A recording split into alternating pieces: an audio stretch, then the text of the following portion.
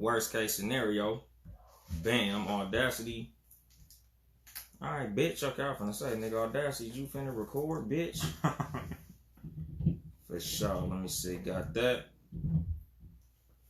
Motherfucking offline, cause I don't want the fucking Wi-Fi to be a problem. Alright, where my beat at?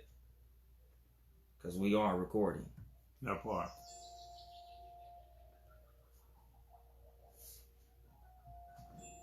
Again, no air horns. The super producer is not here.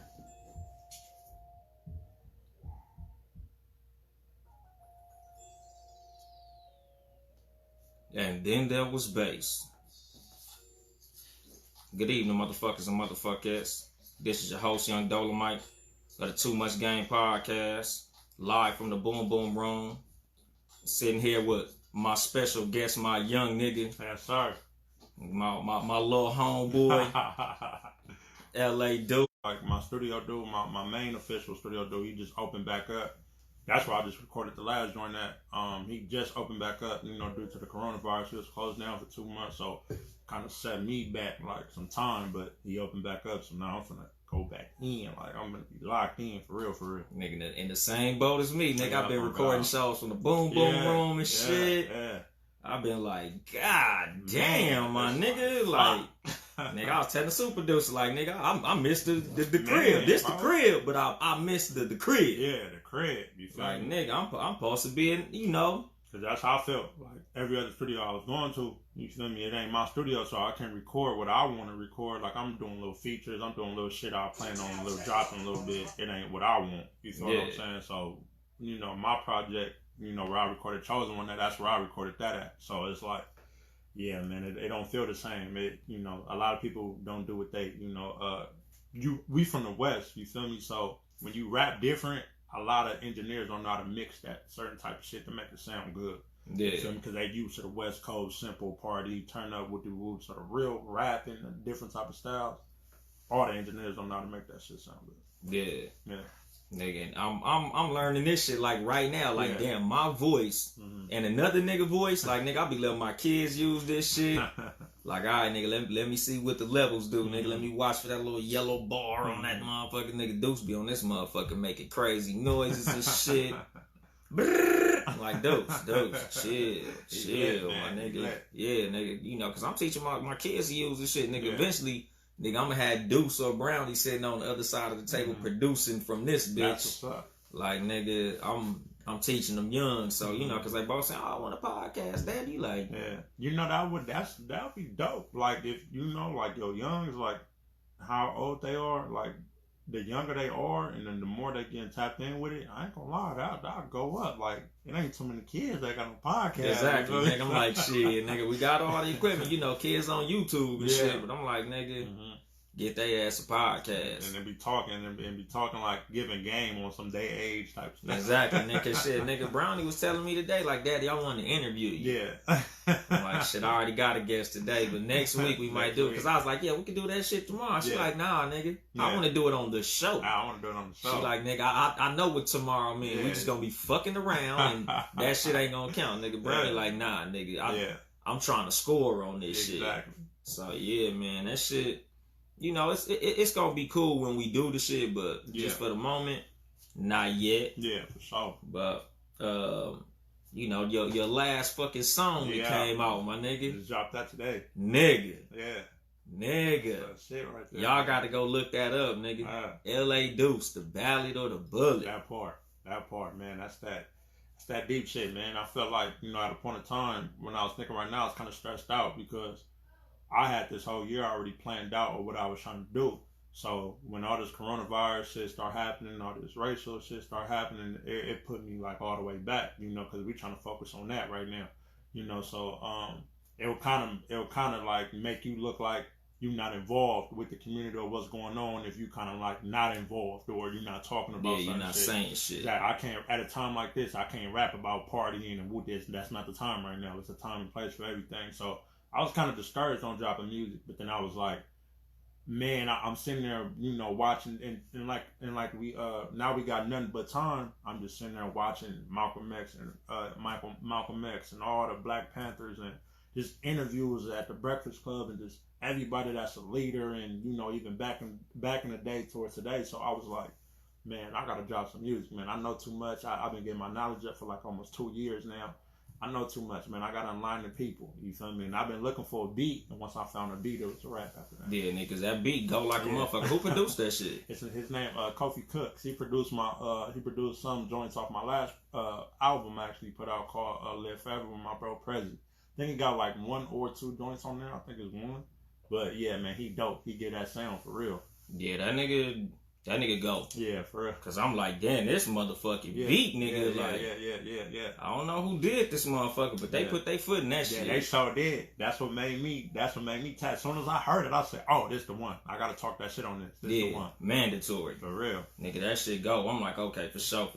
Yeah. I was kind of stressed out, man. That shit had me, you know, mad, man. I was up one night writing to it. What made me write to it was I couldn't sleep. You know, I couldn't sleep. I was too busy just thinking about all this racism and just on YouTube, you know, when you be bored and just looking at going shit. That fucking wormhole. Yeah, you feel me? So I'm just looking at shit and looking at the, you know, the Klan and what they was doing to our people back in the day and just certain shit, and they was kidnapping our kids and women back in the day and just doing all kind of crazy shit. Like, it just made me so mad. Like, and then when I get on Instagram, that's all you see on Instagram is new videos. If it's not George Floyd, it's new shit or other shit.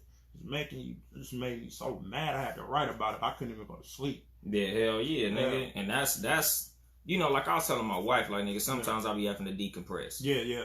Let me look away from this shit, because the more I look at it, the more I get pissed off. Man. Because my last episode, the nigga was hot. Yeah. Like, nigga was like fuming. Turn your mic down a little bit, like this. Let's see. Oh, okay, for sure. Yeah, hell yeah. But right, yeah, nigga. Yeah. They got loud to the motherfucker.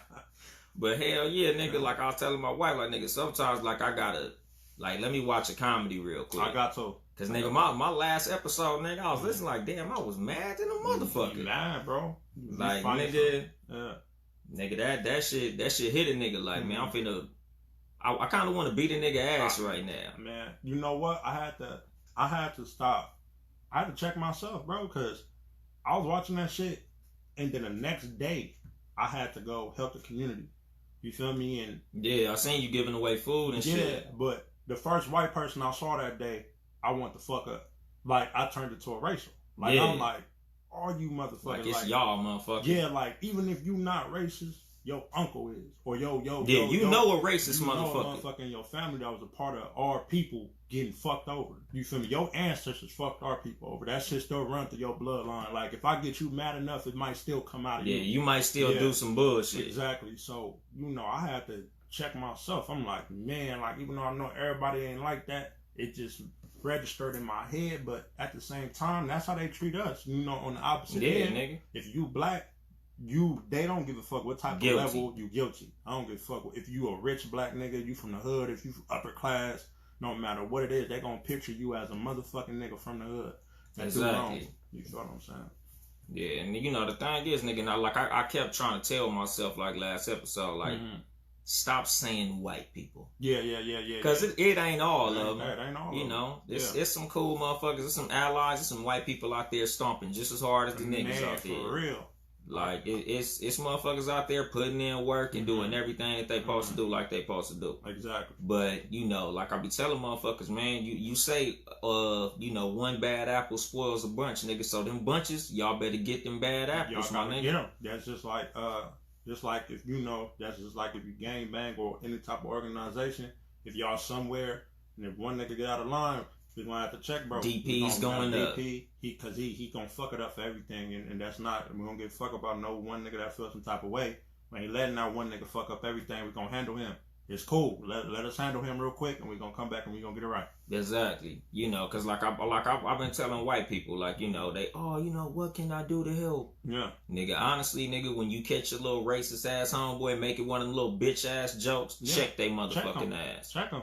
Nigga, check their ass quick, nigga. Like, nigga, it, you know, cause like the example that I used last episode, my nigga, like, if you good and there's somebody next to you doing something bad, if you don't check it, you just as bad as they are. Just as bad as them. And there'd be a lot of sucker shit like that going on, and that's why you hold other people. And niggas always used to wonder why I had problems with certain niggas.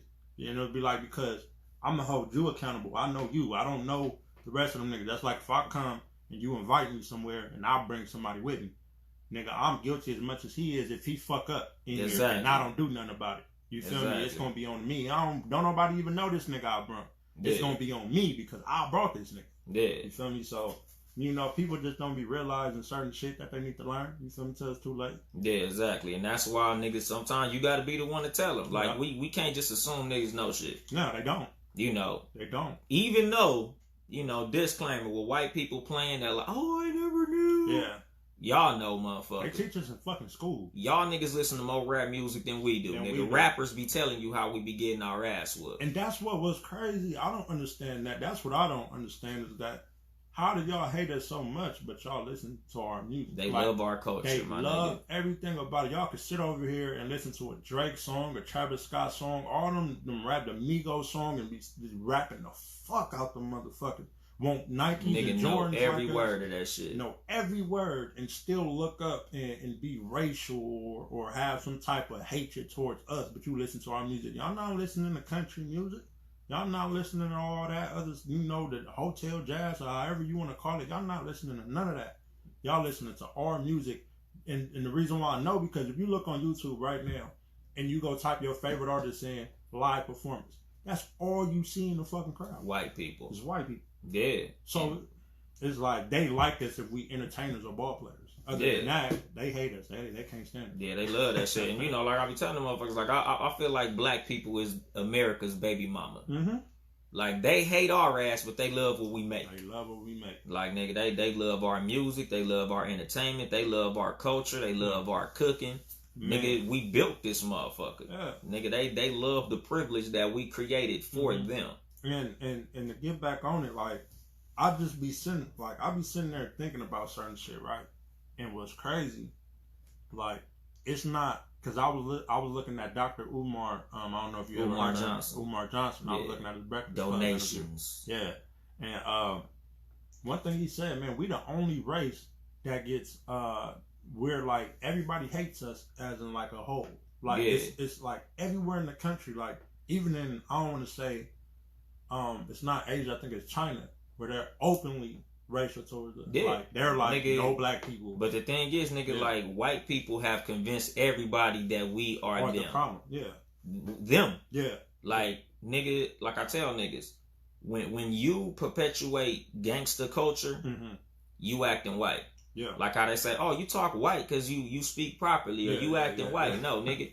if you willing to shoot a nigga, you acting white. You acting white. Because, nigga, they don't have a gang problem like that in Africa. Nope. Like, we didn't learn all this hood shit until we met white people. Like, the mafia. Like, that's all the gangster shit. We patterned all that shit after the behavior of white people. White people been doing that. Niggas stealing, killing, nigga doing whatever for the money. Like, we get all that shit from white people, my nigga. And doing that. That's not even our nature, my nigga. That's not our nature. We got that shit from them. Why do you think it's so hard for us to act the way we do? Like, we can't go as much as mad we can get right now. We can look at the KKK. We can look at all these videos and get mad as hell.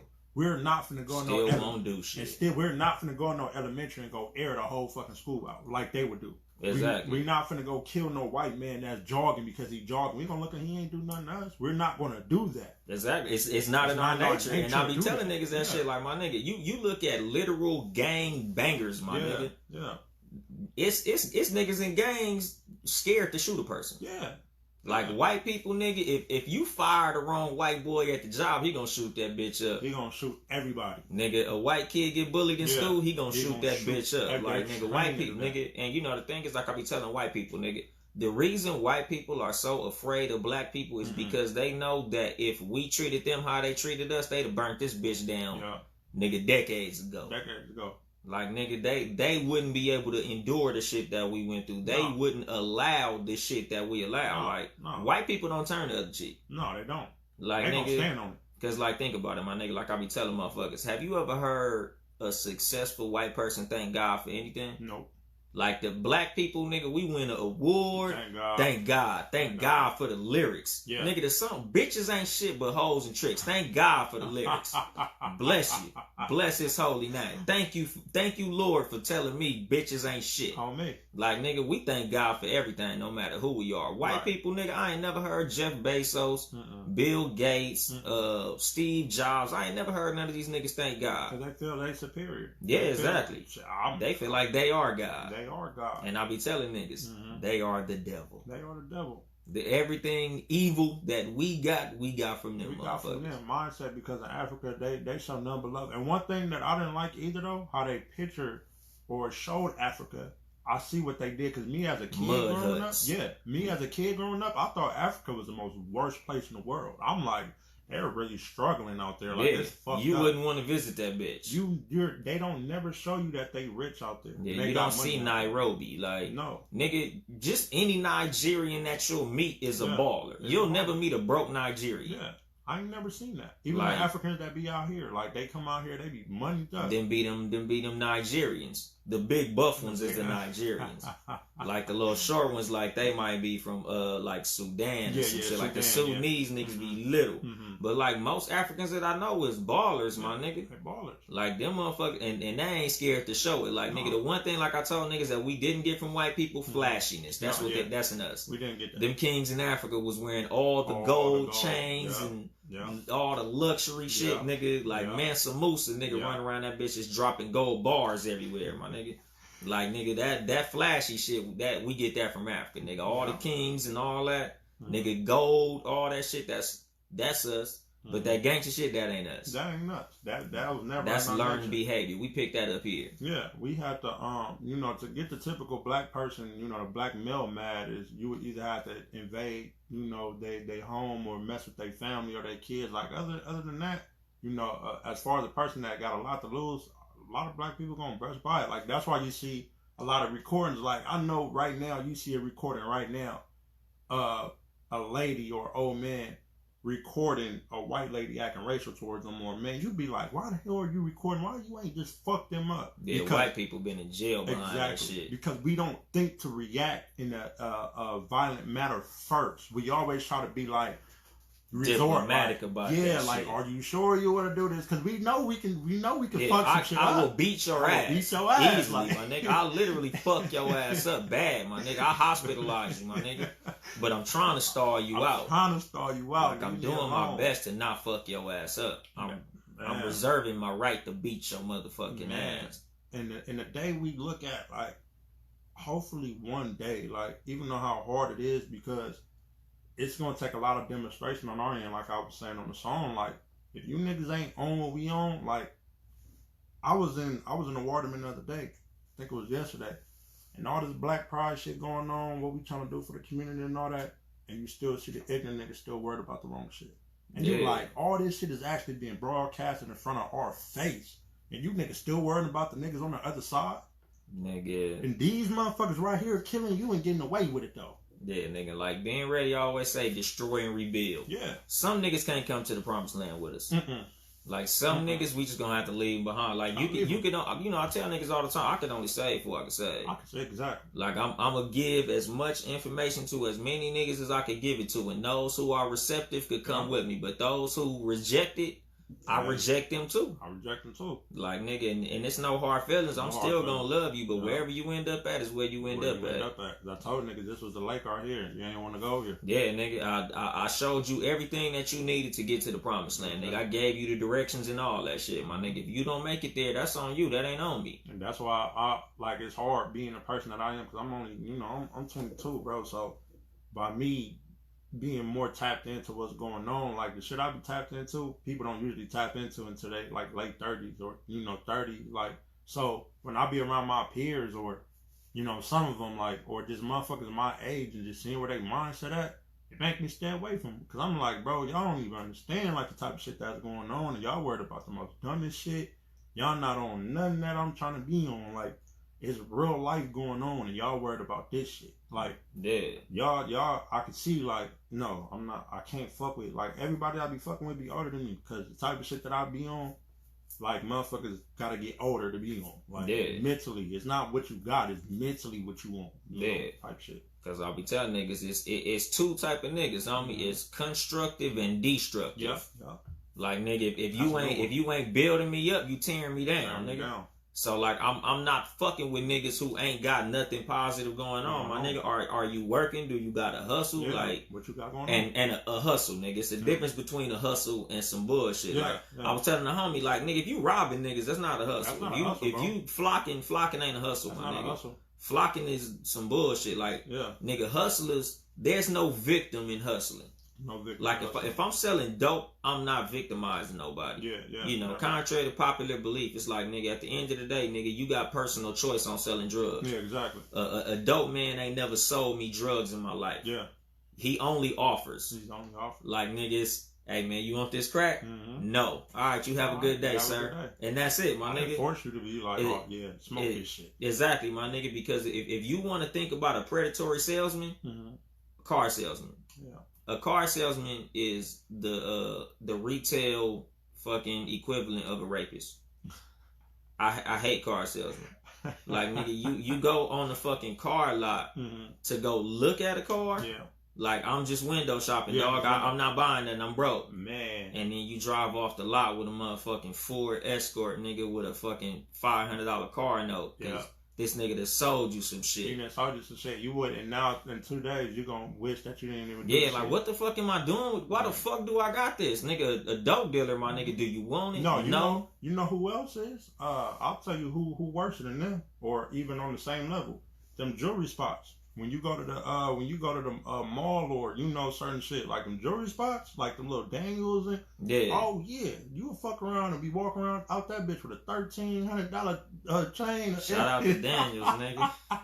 Hey, I swear to God, even if you got an account with them, like you can be paying, they still want you to get another one. They like, oh yeah, anything else? No, ooh, the charmer look really good. No, look at this shit, nigga. When I bought this chain, nigga, I was looking at a whole nother chain, nigga. They was like, feel it. It's heavy, huh? This motherfucker heavy. And I got the fucking fat Cuban on and shit. They like, weigh your Cuban. Now weigh this one. I'm like, God damn, nigga, this motherfucker, damn. And they not gonna stop. Trust me, nigga, the 7 Saturdays piece coming later. Because they done already sold me on it. I'm like, hold on, nigga, my budget. I got a budget.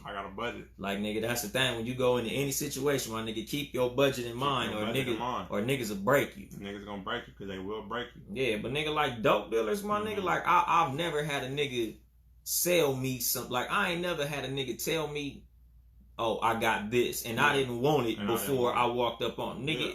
9 times out of 10, nigga, all a drug salesman is the equivalent of CVS. Like you don't go into CVS unless you plan on buying some shit. Right. So you not walking up on a nigga who's slang dope unless you have the intention on buying some shit. Right.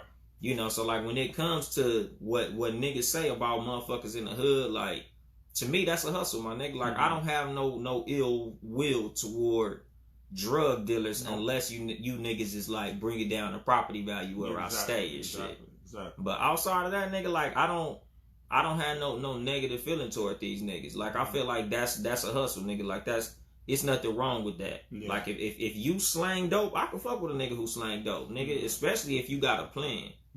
You know, because a lot of our entrepreneurs in the hood, you know, they started their shit off some illicit funds. You know, and I don't have no problem with that, especially as long as you got a plan to flip it into something positive.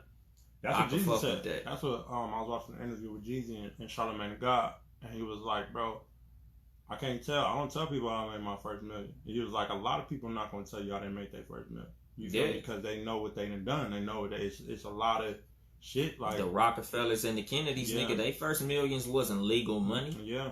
Them niggas was bootleggers. Exactly. They said, I can't tell you I got my first million. You know, a lot of people ain't going, you know, once you get your first million, you can do whatever. Now is game time. You feel me? Now you can, you know, flip some shit, buy some shit. Now you can, you know, in the future make more money. But to get that first one, a lot of motherfuckers not finna tell you that. Yeah, and I tell niggas this shit like a lot when it come to being envious of other niggas with money. Nigga, don't envy what another nigga got because you don't know what he did to get it. You don't know what he did to get it. You don't know how many dicks that nigga sucked to get that money. I'm trying to tell niggas that all the time. I tell niggas that all the time. Like certain niggas that I know how they got what they got. Like, Yeah, my nigga, it's easy. Like, I don't respect it, but I don't knock down other niggas how they get their little paper. But it's easy to go rob a nigga that you feel like got some shit, or go kick somebody's house down, or you feel me, do this compared to a motherfucker that's hustling or getting it out the mud. Yeah, if you're doing it the harder way, it's gonna take a little longer. It's gonna take but you gotta understand that what you got coming is longevity compared to somebody that, okay, when they get low, they gotta take another penitentiary chance. They gotta take a chance every time. They shit don't go quick. Like, they got like a month or a couple weeks left till they gotta go hit another house again. Compared to you that's hustling, that you got funds coming in every week or 2 weeks, or you know, whatever the situation is, you got a budget. You know, that's one thing that people fail to realize, that you got to learn how to budget. You have to learn how to maintain your money. All that shit you spend on bullshit, on little bullshit, and eating out when you could have, you know, cooked at the house and all that, that shit add up. Little money add up. You be thinking like, oh, it don't really, it's not that much. Yeah, it don't. But when you look down that whole week and you didn't see how much you done made of the little purchases, you be like, damn, nigga, that's almost $300. I didn't even know, because the shit was $12.99. Don't tell you, nigga, but that's how I used to tell niggas all the time. Like, you know, they'll see like my shoe collection or like the car I drive, and they like, man, nigga, you balling. I'm like, nigga, we make the same amount of money, nigga. I just spend my money different. I just spend my money I different. stack my money different. Like, some money I just sit to the side. Yeah. The money that you spent at McDonald's, I put in my pocket. Put in my pocket, bro. The money that you smoked, I put that in my pocket. Like, nigga, it's certain money that you don't even realize that you fucking off. Like, nigga. And what's crazy, that's crazy you said that, because a lot of people ask me that. They'd be like, bro, why you don't smoke? Like, you rap, and why you don't smoke? I say, it's not about I don't want to smoke, nigga. I know that's another hole in my pocket I ain't trying to spend. Exactly. Like, it's niggas literally spending like a band, nigga, a month on weed. More than that, nigga. I don't even know it. Exactly, nigga. Like my homeboy, nigga, we worked at the same job. And he like, I don't know how you can afford all that shit. I said, because I can't afford weed. That's how I could afford it, my nigga. You smoke designer weed, my nigga. You be in that fucking dispensary buying everything that got a name on it off the top shelf. Exactly. Nigga, only time I've ever been in dispensaries is because, like, you know how they be like, oh, new customers get a free eighth. Yeah, yeah. So my homeboys take me in there to get the free weed and shit. I don't even smoke it, nigga. They just use me to get free weed and I leave. Exactly. So I help niggas get their free eighth. I be like, damn, that weed expensive as fuck. Weed expensive as fuck, bro. And that's the reason why people be like, oh, why you ain't smoking? I'm like, bro, that's another hole in my pocket. I'm not trying to be spending on. You feel what I'm saying? And another thing I don't like about weed is what it do to people. Like, I smoke, you feel what I'm saying, and I understand what it do, but as far as like the addiction of that shit and how motherfuckers really act like they can't do nothing outside, like without weed they can't fucking live. Yeah. Like, they can't eat, they can't sleep, they can't. Like, I'll never want to get to that point. That's why I stopped when I started. I'm like, nah, fuck this shit, because when I start looking at it like a runaway, like trying to run away from my problems, I can't do that. You feel me? I gotta find something else. And I tell niggas all the time, my life cracking too hard. Yeah. Like, I'm doing very well in life, my nigga. So, like, I don't need weed to, like, ooh, nigga. Yeah. Oh, if I was high, nigga, fuck being high, my nigga. Like, my shit already booming, my nigga. Like, I could function very well without being high. I don't like that shit, though. Like, I like it sometimes, but as far as the, like, I think because when you a sober motherfucker for a long time, when you high, you don't got no control. You know, like, sometimes you might want to snap back to normal and you can't snap back. You like, oh, fuck this shit. I don't like, because, like, I was with my girl, and I'm going to put Mac Marley on the spot. I'm going to get on this nigga. I'm going to put that nigga on the spot, right? I was with my girl. We was at my dispensary and shit, and she wanted some edibles. You feel what I'm saying? She wanted to try some edibles. So I'm like, all right, cool. You know, I ain't never had no edible in my motherfucking life. You feel me? She didn't have edibles, you know, back then. She just wanted to try some new shit. But I think she had some before. But, you know, motherfucker just want to do something. Yeah, motherfucker just say something. I ain't never had it. So you can give them something. Exactly, right? So she like, all right, you know, he's selling the edibles for $4. So I grabbed two. You know, one was some peach rings, and the other one was some gummy worms, right? So she asked him, like, hey, bro, is it cool if you able to eat all of them at once? And then he like, yeah, you know. If you want to go to space. Right. So look, on my life, nigga. So I get to the crib. She done threw back she had 5 gummy worms. She threw back the motherfuckers, like, before she even got to the crib. You know what I'm saying? I went to the crib. I was there first. She ate all her motherfuckers already. I get to the house. Later on that night, I threw back. I ate like 3 of them motherfuckers at one time. Mine to tell you, I ain't never had an edible in my motherfucking life. So I'm not thinking these motherfuckers small as shit. I'm not thinking these motherfuckers finna do this. Powerful as a motherfucker. Boy, when I woke up in the middle of the night. Mine to tell you, I woke up in the middle of the night, bro. I thought I was finna die. I was like, bro, what? I didn't have no control. Like, I swear to God, that was the worst feeling in my fucking life. Like, I'm telling my girl, like, call the ambulance. Like, I don't like this shit. Like, I'm thinking I'm finna die. I'm moving in slow motion. Like, I'm slow. Like, I ain't never been this slow. And I'm paranoid because I don't have no control of this shit. Yeah, hell yeah, like, nigga. Yeah, I'm paranoid. Like, I'm having my heart beating fast as fuck. I'm like, oh, I'm thinking about some crazy shit. Like, if a nigga come to this motherfucker right now, I'm fucked. Like, I'm gonna give up everything. My first time trying edibles, because the thing is, I don't smoke weed. Yeah, exactly. Like, I hadn't smoked weed in years, nigga. Yeah. And the homie was like, yeah, I got this cookie and shit. Yeah. And the thing about edibles, my nigga, certain ones, it don't hit you for a while. Hit you, yeah, exactly. Nigga, we went to Vegas, my nigga. I sipped a little lean because I was sick. Not even because I was trying to get fucked up, but I was sick, and he was a lean dude. So he shot me some lean. I'm like, all right, for sure, I'm cool. Let's go to Vegas. This nigga gave me a piece of the cookie. Nigga, the cookie was like probably, a good sized cookie, my nigga. Yeah. So, I eat a little piece. I don't feel shit. So, we get to like Victorville. It been like an hour. That's how they do it. I'm like, man, that shit don't do shit. He like, nigga, well, just eat some more. Yeah. It be your own niggas. It be your own niggas. I swear. And the other homie was like, nah, man, don't even fuck with it. It's gonna hit you eventually. Nigga, don't even trip. Yeah. Nigga, we get to, nigga, I eat a piece. Nigga, we get the Baker. If you ever been to, on the way to Vegas, my nigga, no, matter of fact, Barstow. So, mind you, Victorville looked like an hour. Barstow like another hour. So, we get to Barstow, I don't feel shit. He like, man, go ahead, nigga, just eat another piece. Nigga, the homie like, I'm telling you, don't do it. Don't do it. Fuck that shit, I'm a gangster, nigga. Yeah. So, nigga, I eat half the cookie. Nigga, we get to Baker, which is like 3/4 of the way. Still don't feel shit. We get gas. The homie like, you feel it yet? I'm like, no. He like, man, nigga, just eat another piece of that shit. All right, fuck it. We get to the fucking state line. Man. Nigga, finish the cookie. Like, fuck it. Yeah. Them niggas like, you don't feel shit yet. I'm like, no, nigga, this shit weak, my nigga. I'm fucking immune to this shit, my nigga. Fuck you mean? Don't even know. Nigga, we get to Vegas, my nigga. I jump out the car. I don't know if you saw the Roger Rabbit movie, nigga. Toontown, nigga, where the buildings was dancing, my nigga. I swear to God, nigga, all the buildings on the strip was dancing, my nigga. That's crazy. Nigga, I hopped out the car, my nigga. Was like the fucking sidewalk was fucking swerving, nigga. Bro. I was like, what the fuck? Only thing that saved me though on some real shit is I kept telling myself, you're fucked up. Yeah. On me. You're fucked up. You wasn't in denial. Yeah, anything that happens right now, it's because you're fucked up. Don't trip. Anything you see happening, you are fucked up. Man. Don't worry. Life is still normal. The world not ending. The sky not red. Nigga, them demons you see walking across the street, they not gonna do nothing to you. Them regular people, you just fucked up. And it was hard for me to tell myself that. Because it was funny, right? Because she got a different reaction. Like, she got the highest fuck reaction. Like, she ain't had a paranoid, so she over there laughing at me. And I'm dead ass serious. Like, I'm dead ass like, call the police, babe. I'm fucked up. You don't love me like you say you do. On me, you don't love me like you say you do. That's fucked up. You over here laughing. I'm over here I'm in the bathroom throwing water in my face. Like, and it's crazy. I'm so high, my nigga. When I'm throwing water in my face, the water is even going slow towards me. Like, boom. Like, nigga said like Neo, like you could dodge it.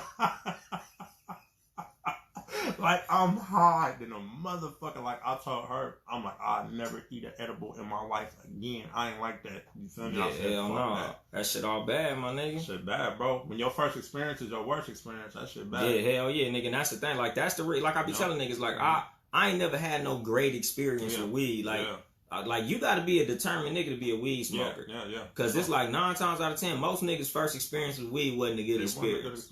It's kind of like sex.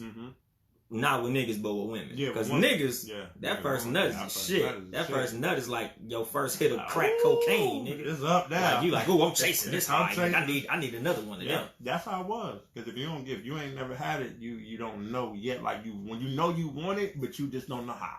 Feel yes. Like, I could describe to you how good a pizza tastes, and you ain't gonna get it until you taste the fucking pizza. It's like, nigga, that's like Hawkins Burger and Watts. Yeah. Like, niggas be like, oh man, this shit good. And you like, nigga, this shit can't be no better than whoop-de-whoop. Yep. Till you taste that motherfucker. You like, god damn. Yeah. And that's how pussy is. I swear to God. But see, the first, you know, when you break a girl virginity, she be in pain. So it's like, yeah, you know, might not. she know eventually it's gonna feel good, but that first she but what's like, crazy, damn. I ain't even gonna, man, what's crazy, I ain't never experienced that. Well, breaking the girl virginity? Never. They always it's overrated. Yeah, I already know. Niggas, I was never looking for it, but you know, some niggas just had to, like, I never experienced that. When niggas used to say that shit, like, oh man, I want a virgin. I kind of don't. I never wanted one. I'm like, I want one that's kind of like a little experience. Yeah, she got a little bit of notches under her fucking belt. Yeah, you feel what I'm saying? Cause nigga, it could be some bullshit. Exactly. You be sitting there 45 minutes like, bitch, trust me, it ain't that big, bitch. You act like I'm trying to stick a baseball bat into your motherfucking body. My shit regular size, nigga. You know, like, chill the fuck out. It ain't all that serious. Hey, I swear, the females are dramatic, so I don't. Nigga. Yeah. Really? I'm not even turned on no more. Yeah, like, you fucking I gotta go pick my pants up. Yeah, nigga, I'll be telling niggas, look, dog, you use your fingers. Use as much of that shit as possible. Yeah. Warm the oven. Yeah, you gotta prime it up, my nigga. Because when you try to go straight in, it could be bad for you, dog. And what's crazy was the technique of, as I got older, because I didn't, like, to be honest, I was selfish when it came to that. Like, because I was young. Like, I'm still young now, but I'm just now at this age. I'm just now learning, and still got more to learn. But I'm still learning just like how to care about the needs of the other partner. Damn, I swear to God. So you be like, bitch, I nutted, bitch. You good? No. So what it is? Nah. Oh, you didn't get no nut, bitch. Your bad. We was racing. You lost. Got mine. You should have got yours. You shouldn't have tried to hold it, bitch. That's your fault. Shouldn't try to hold it. You got to get a strong one, huh, bitch? You should have just got it. But keeping that motherfucker, like, keeping them in the mood type shit. You feel what I'm saying? And keeping them, like, mentally in the situation. You feel what I'm saying? Playing music and shit? I need to start. I don't play music. I don't play music. I used to fuck bitches to Lil Jon. Yeah! That used to be my shit. Fuck them niggas. I put some upbeat shit, bitch. Throw it back, bitch. Ah! Nigga, throw it up, motherfucker, throw it up. What it was is because my girl now was what taught me that. Because like I said, I didn't really care about no female. Like, it's different fucking somebody you care about. Yeah, exactly. When you care, it's like you like, I don't want her to have that disappointed look. And that's the first, like, she the first girl I actually cared about. Like, you know, no disrespect to any other female that, you know, fuck you, bitch. Past, see, this nigga LA Duce didn't give a fuck, bitch. They know that. They at the end of the day, they know that. You feel what I'm saying? Like, mentally, but niggas is young, man. Yeah, like, I be telling bitches, bitch, you didn't even care about me. You ain't even care about me. You thought you you remember you were telling me you couldn't live without me. Now look at you. Look at you, alive. Look at you breathing and shit. Blinking. Other niggas and all you that. Smiling and shit. Look at you all happy on fucking Snapchat singing. Bitch, I ain't even around. And you just happy as a motherfucker. I ain't seen you in years. Don't even worry about it. I ain't shit. But yeah, I just now started learning, like, the girl I'm with now, you feel what I'm saying? Just learning little shit like that, because back then I didn't care. I in that motherfucker trying to rampage that mother like a rabbit, and I ain't give a fuck. Like, you feel what I'm saying? Bitch, feel good to me.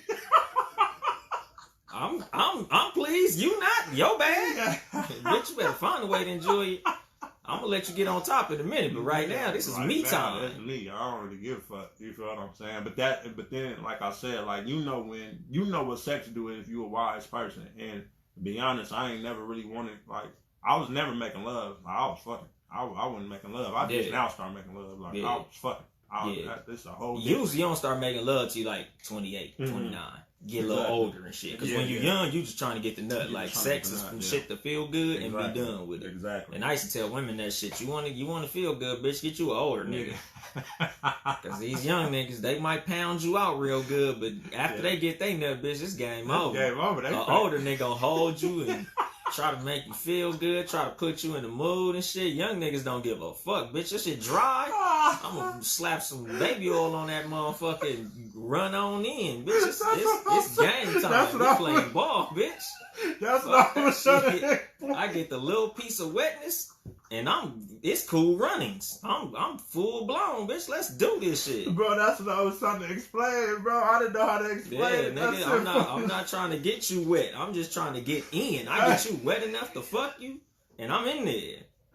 Bro, you know, I'm in fucking niggas, tears, bro. And I tell the homies all the time, nigga, like, you can't give the wrong bitch the good dick. Like, it's two types of dick that you give a woman. No, like, for real. You give a bitch the young nigga dick where you just trying to fucking get ghosted. Or you can give her that good shit where you put music on and you hug her and kiss her and hold her close and all that shit. Don't do that shit to everybody because she gonna think you like her. Me and bro had a conversation about that. I don't give a fuck. Like, that's one thing about females. You can sit over here and be honest with a female all motherfucking day. You can tell her, look, this what I'm on. I ain't on this. You feel what I'm saying? I ain't on this. You know, I'm not in no relation. You know, I'm not trying to do this. I'm not trying to do that. Man, because I done had this shit happen in my past. Like, if you fuck them like they care, or you feel like they got some good and you want to show out a little bit, make some love to her. Don't do it. I swear to God, I don't give a fuck what you just told her. That shit just flew out her motherfucking head, and you in a relationship you didn't even know about. You my nigga. I don't give a fuck what you said. You still my nigga. You still my nigga. You my nigga.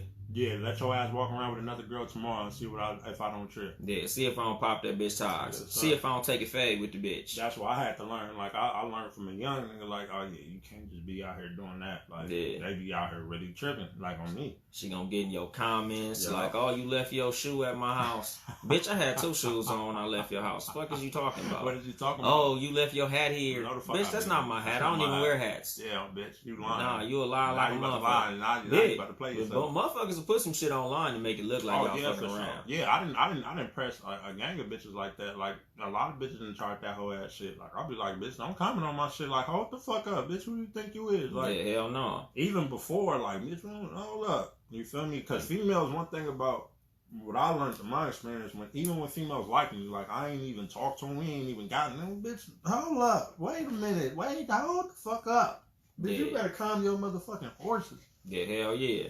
I don't know you, you don't know me. We know my middle name. Nigga, we gotta sign a street NDA, non-disclosure agreement. Nigga, after this, we don't know each other. We ain't never met. If you see me in traffic, salute me like a soldier and keep fucking pushing. Don't say hi. Don't be like, hey.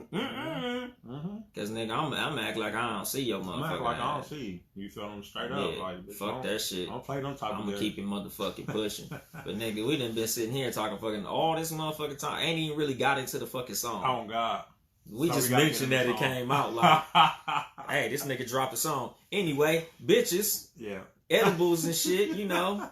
Because it's my nigga. Like, we just started chopping it up, my nigga. How we be at the water. Yeah, I literally didn't write nothing for this show. Like, my wife was like, oh, did you write your show yet? I'm like, nigga, LA Duce coming. I ain't writing shit. This is normal. It just flow. It just flow. My nigga coming to the We got to get flex here, my nigga. Yeah, we got to. Bro. You know, because I wanted to touch on that, you know, with us talking about the fucking song. Yeah. You know, because the song is called The Ballot of the Bullet. Right. Everybody who listens to this show know, nigga, I always reference that speech by Malcolm X, The Ballot of the Bullet. Facts. What was it that made you name the song The Ballot of the Bullet? Because just, you know, what I was talking about on the song was just basically how we need to come together. Like, one thing about that, you know, that speech, he mainly said a lot, like, it's a lot of people in here, like, he was like, you got Christians in here, I'm a Muslim.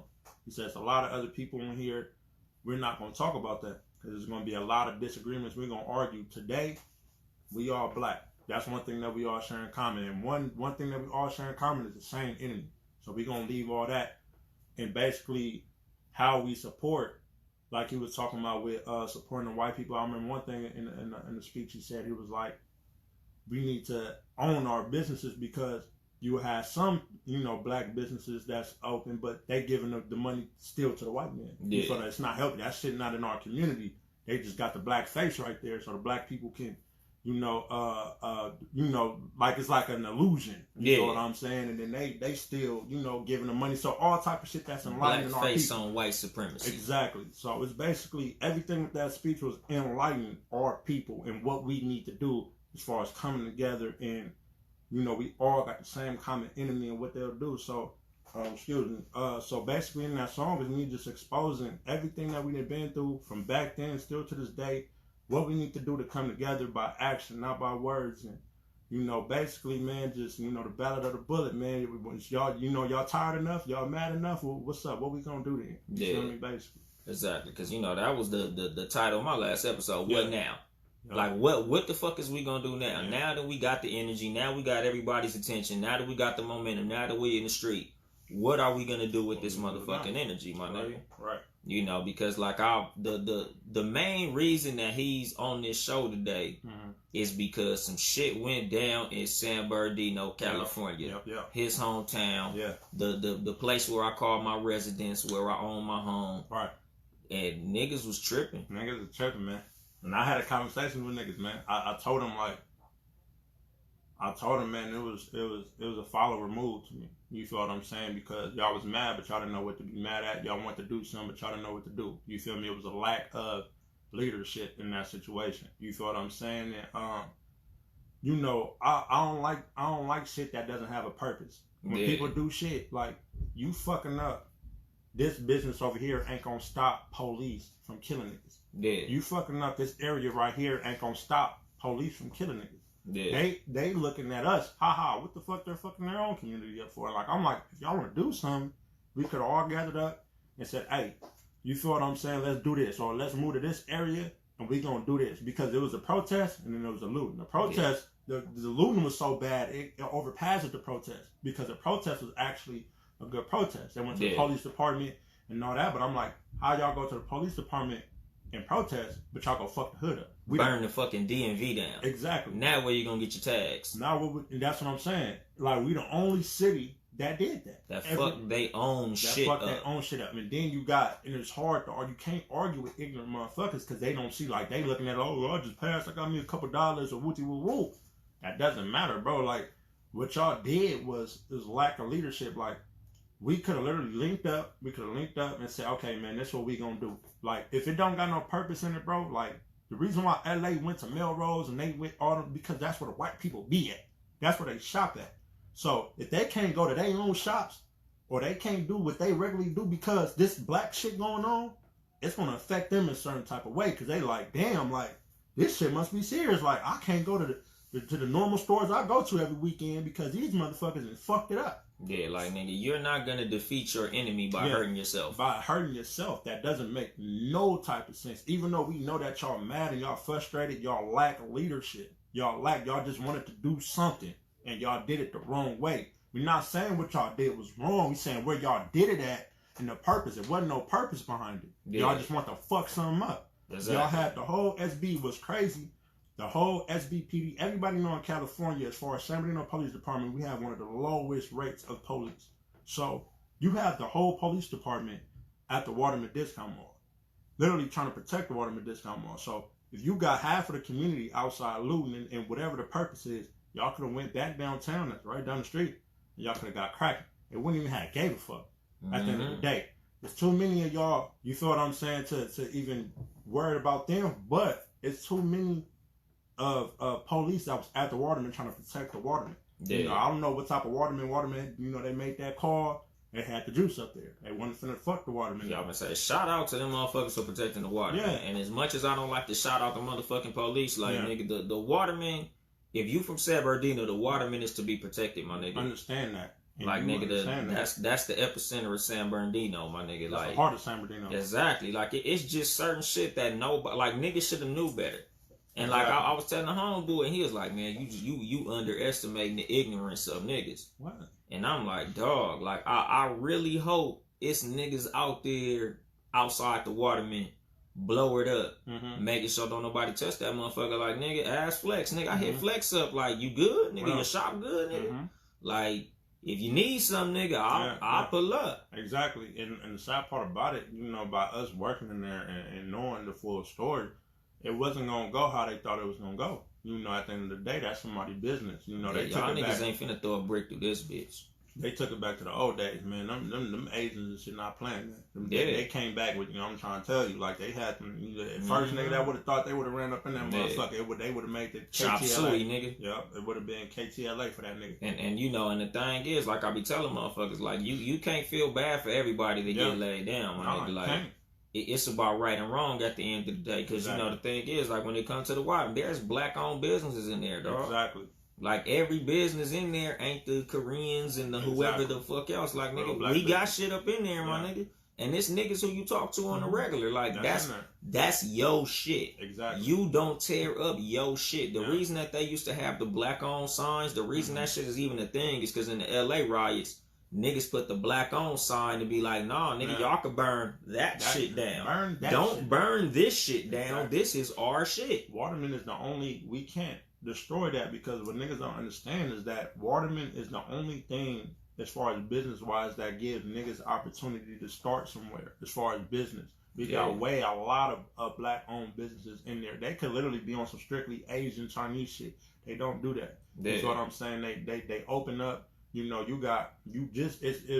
just opened let me give them a shout out to. They just opened, I forgot my boy name, they so new, but y'all gonna know once you go in there. They just opened up a chicken and waffle spot in the back. No shit. In the Waterman. Exactly. So it's, and I tried it. It's fire. I ain't even gonna lie to you. I ain't even gonna put the extras on it. You feel what I'm saying? It's good. And it's black owned. You feel me? His brother's working in there. You feel what I'm saying? So there's real black owned businesses in there. You feel me? And that would have been the wrong move. You know, a lot of black business owners or trying to get their business started, they start at the Waterman because, you know, you don't pay the extra. Low overhead. Exactly. It's low overhead. I just pay and high foot traffic, my nigga. It's a perfect fucking storm. And the thing is about y'all niggas is fucking up black owned business. Like, we not Target, dog. Yeah, we not Target. You know, like, I have a business. Like, everything I got ain't fucking insured. Yeah. Like, I'm sure a lot of these black businesses in the Waterman, like, they don't, it ain't like you gonna burn that shit down. They gonna be like, oh, well, don't worry about it. I got insurance. No, nigga. I'm fucked up. And that's what I posted on Facebook. I said, y'all talking about some insurance and shit. Y'all don't know what the fuck y'all talking about. Bankrupt city, dog. Yeah. How the fuck y'all gonna sit over here? Insurance take money. So where's the money gonna come from? Exactly, nigga. You gotta pay a fucking premium with that shit. Like, my nigga, they not just finna be like, oh, your shit fucked up. Here's 50 bands. That go for anything. That go for you. You get in the car. If you blamp your car, my nigga, you gonna have to pay them people before they give you that money. Exactly. I don't know what the fuck make y'all think. Because if that was the case, a motherfucker would just crash their car if they knew they was gonna get another one. Like, shit, I don't want this motherfucker no more. Let me ram this motherfucker. Yeah, but the problem is you can't explain wealth to broke niggas. You can't, bro. They don't like you can't explain like the things of entrepreneurs to broke ass niggas. You can't. You know, and the thing is, like I be telling motherfuckers, man, it's a mindset, dog. Because a lot of us been broke, like nigga. You know, I done said it on this show multiple times. Nigga, I've been homeless multiple times, dog. Like, nigga. Multiple. I done slept on couches in cars. Nigga, stayed in hotels and some more shit. Like, I know what it's like to be at zero financially. But at the same time, my mindset wasn't never broke. Yeah. And niggas with broke mindsets, that's broke nigga shit. Like, I left in the comments when you post that shit on Facebook, nigga, that's broke nigga behavior. Like, nigga, I swear to God. You fucking up another nigga shit. I get fucking up they shit. They gonna get it. Don't fuck up our shit. Our shit. That seemed like some inner hater shit. Like, now that's your opportunity to fuck up what we got going on. That's gonna give you an excuse. Exactly. Oh, nigga, that nigga being trying to show off. That nigga being thought he was the shit. See if he the shit now. Exactly. Cause that was like the homie shit. The homie D-Mac shop, he got a clothing shop called The Avenue. And they fucked my nigga shit up. Like, they fucked my nigga shit up. Like, fucked it up. I'm talking about knocked the windows down, got up in the motherfucker, knocked all the glass out the motherfucker and stole shit. My nigga black owned, bro. He black. What was the purpose of that, bro? That's not that wasn't gonna stop a police from shooting a nigga. Exactly. And you know, like I've been saying on the show, nigga, strategy over emotion, my nigga. Exactly. I get it, you mad and shit, but it's certain targets that you gonna have to leave the fuck alone, my nigga. It's rules of engagement in anything, my nigga. Like, we in wartime, my nigga. In war, you have rules of engagement. There's some things you do and there's some things you don't do. There's some shit you hit, some shit you don't touch. Exactly. Our shit you don't touch. Don't touch, bro. Like, nigga, that shit is not fucking, it's not acceptable, my nigga. Yeah.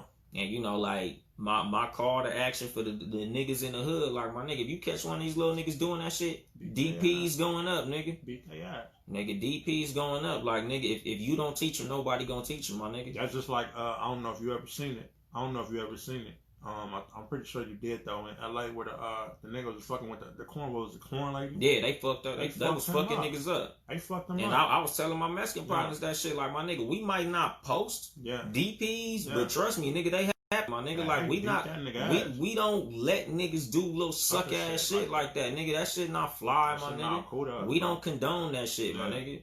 You know, to our brown brothers and all that shit. Like, trust me, my nigga, we not letting that shit slide. We not cool with it. Yeah. It ain't no fucking black versus Mexican, nigga. Not from our side. Not from our side. You know, cause I be telling motherfuckers like, nigga, y'all, you know, like I was telling my homegirl, y'all gotta check y'all OGs. Check them.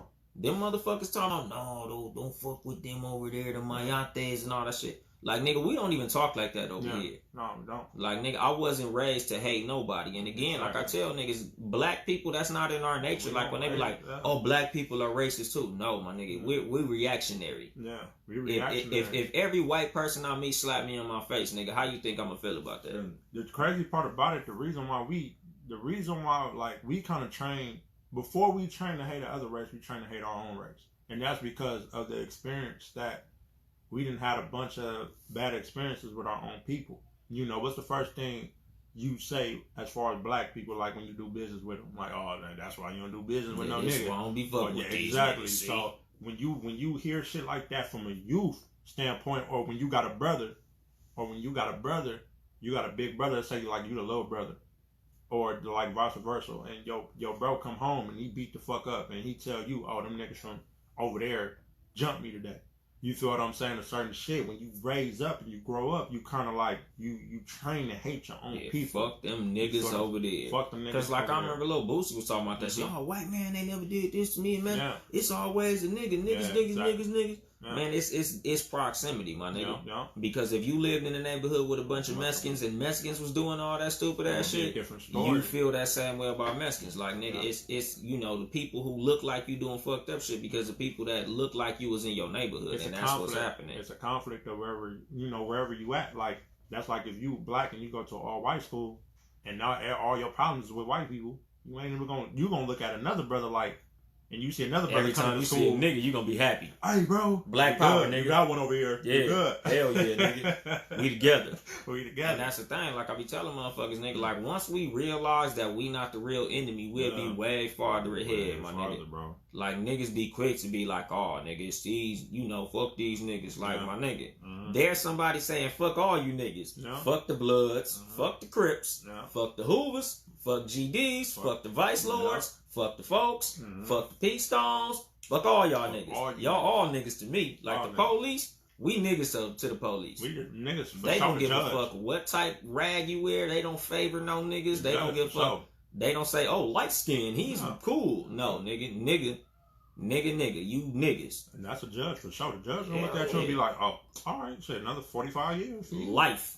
Life 45 fuck him. We finna wash his ass up. And that's the thing, my nigga. And I be telling motherfuckers like, nigga, we need as many allies as possible, my nigga. Like me, nigga, I'm in the gang and all that shit, my nigga. Like I do podcasts, you know, I'm a Crip, them niggas Bloods. Nigga, it's on respect now, nigga. I'm not like, oh fuck these, you know. Nah, nigga, it's nigga, if we got a common goal, we need to accomplish that motherfucker. As long as you got the same goal as me, nigga, we can get to the motherfucking promised land, nigga. Like, I don't have no black enemies no more. Like I done already told myself, I no longer have black enemies. I got niggas who I'm not fly with. I got niggas who I probably wouldn't, you know, give a handshake to on some, hey, what's up type shit. But at the same time, like, I'm not finna try to do no harm to no brothers. I'm not trying to do no harm to you. You know, at the end of the day, we know it's certain situations like, all right, bro, like, we know me and you, we might not never see eye to eye on certain shit because you stand for this and I stand for that. But what we need to do is have a mutual respect of knowing that, okay, when I turn around, I ain't gotta be worrying about you, and you ain't gotta be worried about me. You know, we understand that. Okay, my nigga, if I see you out, okay, you good. And if you see me out, my nigga, we good. Yeah, niggas need to do like just like how they do in prison. Yep. Nigga, when you get to prison, nigga, I don't give a fuck if y'all niggas was mortal enemies, my nigga. Y'all black now. Yeah, we black. Now we the blacks. We black. And we need to be like that on the motherfucking street. And this is, again, like I be telling niggas, like I'm not saying fuck other races. No, nigga, this is, we need to get tight with ours first, and then we can worry about trying to be cool with everybody else. But we shouldn't be feeling like, oh, well, white people support my music more, so I fuck with the white people. And that's what, and let's get this record straight since we own this motherfucker. For y'all motherfuckers that don't know, with the quote unquote Black Lives Matter, because y'all always want to argue with that shit. And y'all try to, all lives matter. First of all, motherfucker, we know that all lives matter. That's not the discussion. All lives been mattering. What we saying is the Black Lives Matter. Every other race in America matters besides the black race. Everything matters. You don't see white people getting killed by the police. You don't see Asians getting killed. We're not saying that it never happened. It's just that y'all rates are very low compared to a black person. A regular black person, you don't see Asians. You don't see whites. You don't see, the only race that has almost higher race as us is the Latinos and the Mexicans. That's it. They come second to us. And then everything else after that. So what we saying is that Black Lives Matter. Y'all need to treat us. If we're not more than a rapper or a basketball player, y'all don't care about the black race.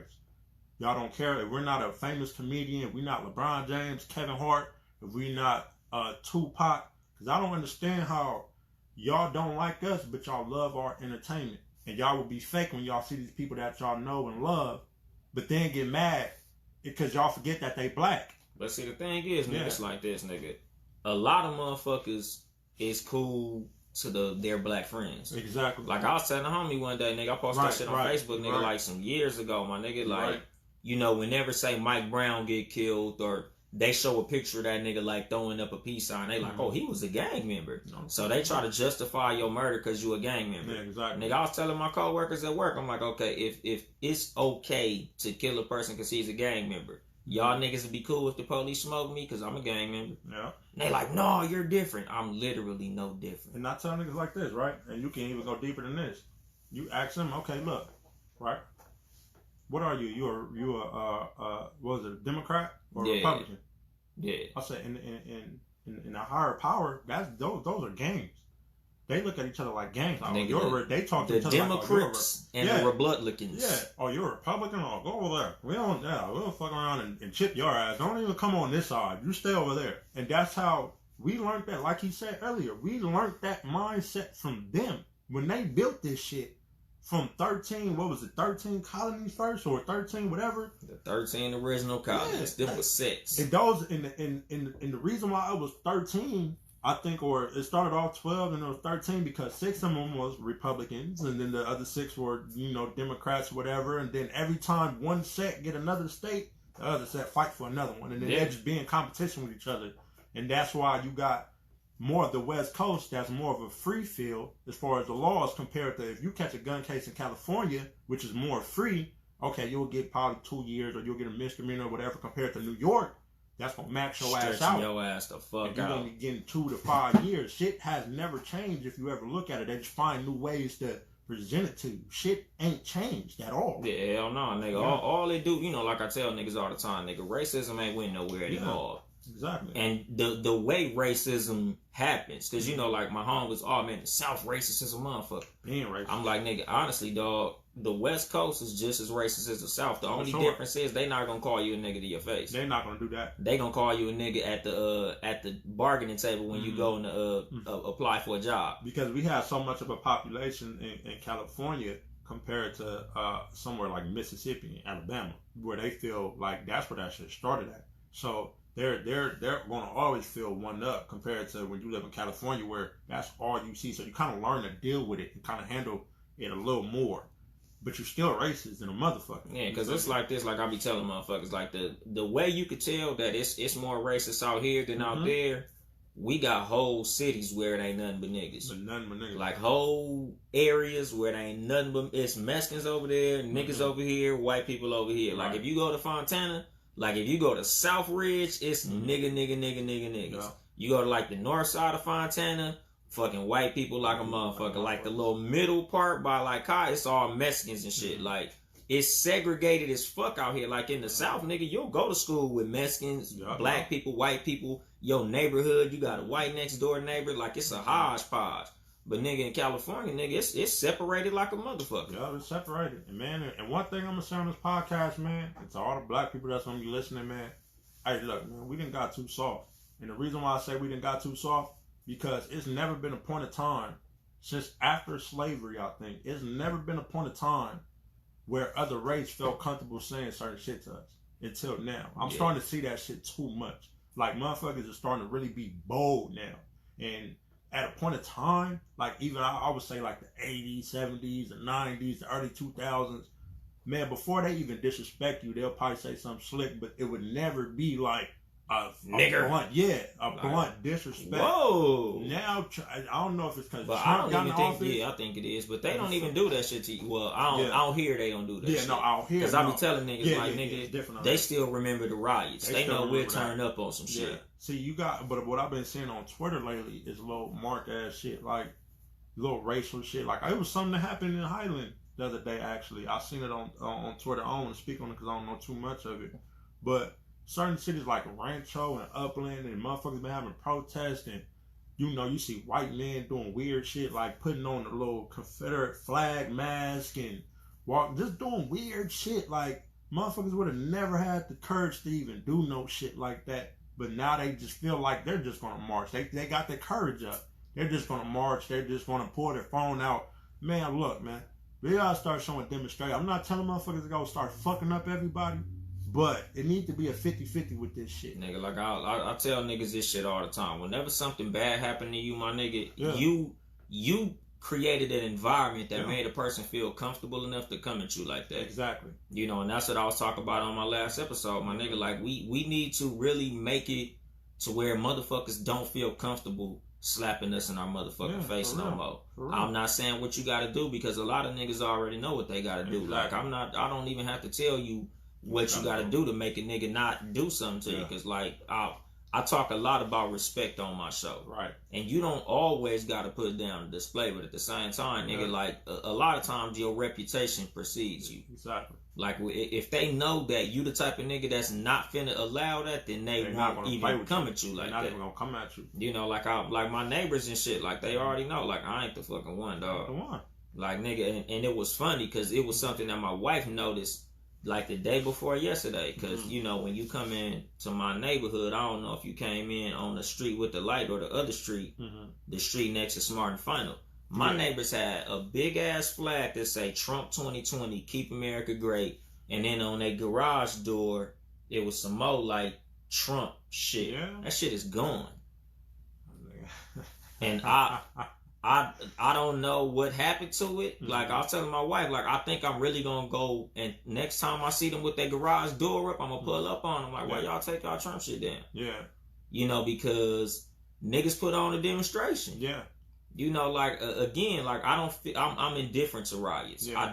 I'm not for them and I'm not against them. I'm not against them. Because the reason I'm not for them is because a lot of times niggas don't have an aim to what they do. What they're trying to do, yeah. But the reason I'm not against them is because sometimes it's better to do the wrong thing than to do no thing. Yeah, exactly. Like it's better to fuck up with good intentions than to not do shit. Not to do shit at all. Because if I slap you in your motherfucking face and you shoot me, that's the wrong thing. But at the same time, I'm not gonna slap you again. I might not never slap a motherfucker again after that, even after you. Exactly. But if I slap you and you don't do shit, now I'll probably slap your ass again. Your ass again, and then when I feel like I'm gonna slap your ass again. And I might tell another nigga, like, you go fuck that nigga. Slap that nigga. Slap that nigga a couple times. Watch. Yeah. Watch. Slap him. Boop. See, told you he wasn't gonna do shit. Yeah.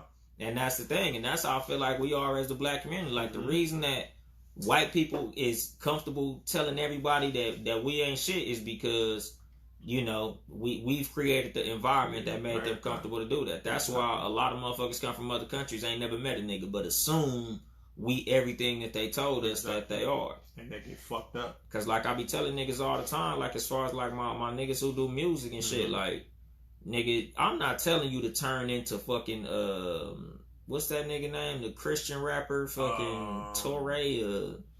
I don't know. What you talking about? I'm not telling you to turn into a positive Christian rapper and no shit, but nigga, you should mix it up with some positivity, my nigga. Some substance. Yeah, nigga, like throw some social commentary in there, dog. Like it can't always be about killing niggas, fucking bitches over and spending money, my nigga, because you are perpetuating the stereotype that a lot of times you don't even realize how far your music travels, my nigga. Really like I got a homeboy, my nigga, like how you say you got fans all over the world.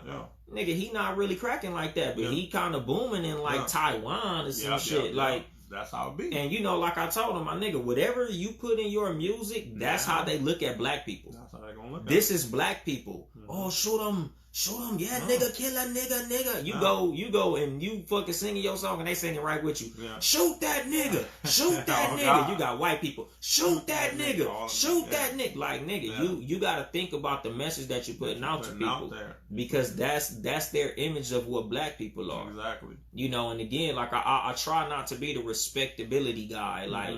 You niggas need to pull up your pants. No, not that. Yeah. But nigga, you know, cause I don't do that shit, nigga. I carry myself like the regular street nigga, but at the same time, I'm a respectful nigga. I'm a respectable nigga. Like white people, nigga, I don't give a fuck who it is, nigga. You're going to respect me, my nigga. Respect me, bro. Like nigga, I tell niggas all the time, you ain't gotta like me, but you gonna respect me. And that's the problem with like a lot. Like I read these nigga signs. Yeah. Oh, they love us. Why don't you love us? You ain't gotta love me, but you gonna respect me though. You gonna respect me, and like you know, back on the music shit or just anything in life, like I'll say this, man. To live a long life in this lifetime. It's gonna take a long time of just having perfect balance. Just having balance. You know, having balance in this shit and to know, okay, when to talk business, when to act hood in a certain situation, knowing how to talk to certain people that ain't from your neighborhood, learning how to be able to speak, because I tell people like from the hood, that's what we don't, because we got a lot of dropouts, man. And a lot of motherfuckers, like I said, that have short attention spans that don't study certain shit. A lot of niggas got killed by the police because they didn't know how to communicate. Yeah. You feel me? Not outside of them being racist too, but a lot of times, I didn't almost call phase with homies when we got pulled over, my nigga. If you with all that bullshit, rule, rah, because you don't know how to, because that's what people would do. They'll flare up if they don't know how to communicate. And that's what gives the police every reason to do what they do, because you don't know how to communicate. You don't know how to talk. You feel what I'm saying? You need to learn how to communicate, because of the person that doesn't know how to talk, they flare up. They use their anger as a shield because they don't know how to really have a conversation without them not, you know, flaring up or whatever the situation is. Because I tell niggas, like, the thing is, my nigga, and this is, you know, to piggyback off that point. Yeah. You're not scoring no points by screaming at a cop. You're not. Like, my nigga, at the end of the day, you might feel like you was the big bad wolf. Yeah. That nigga has a pistol. That nigga has backup. That nigga got handcuffs. He got a whole system behind him. Right. To where if he feel like you a little too aggressive, nigga, he could turn that shit up to a level that you might not be able to reach at the time, my nigga. Exactly. Like, you sitting there on the curb, sitting on your hands, talking to this nigga like he can't kick you in the face and get away with it. Like, nigga, I tell niggas, the way nigga, to me, going home is the victory. Mm-hmm. You know, so I'm gonna let you do your shit, my nigga. All I need is your badge number and your last name. That's all.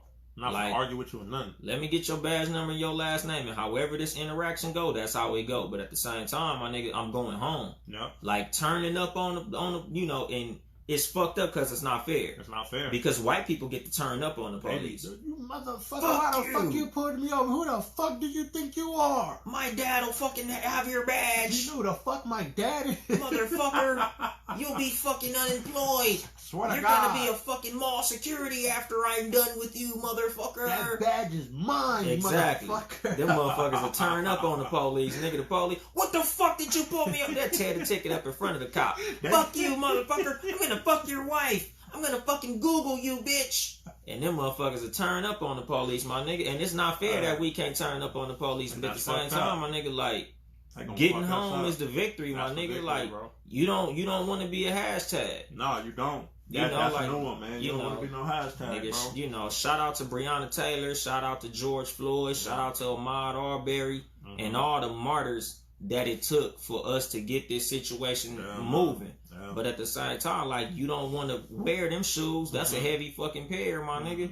And back to what you was speaking about with the music shit too, and that was another reason on why I dropped the song, and it was way different than what you know, like, if you ever listen to my music, I always had some type of substance to it. You feel what I'm saying? But I'm getting more comfortable. You know, I done already established who I am as a person, and people know what I stand for. So being able to rap about, you know, uplifting our people instead of, like, it's not one lyric where I'll talk about shooting another nigga or killing a motherfucker or just for nothing. For nothing. You know, it's basically like, man, look, man, we gotta, you know, in like our people, we gotta get our knowledge up. We gotta get our guns up. We can't sit over here and try to play peacemaker with people that got guns.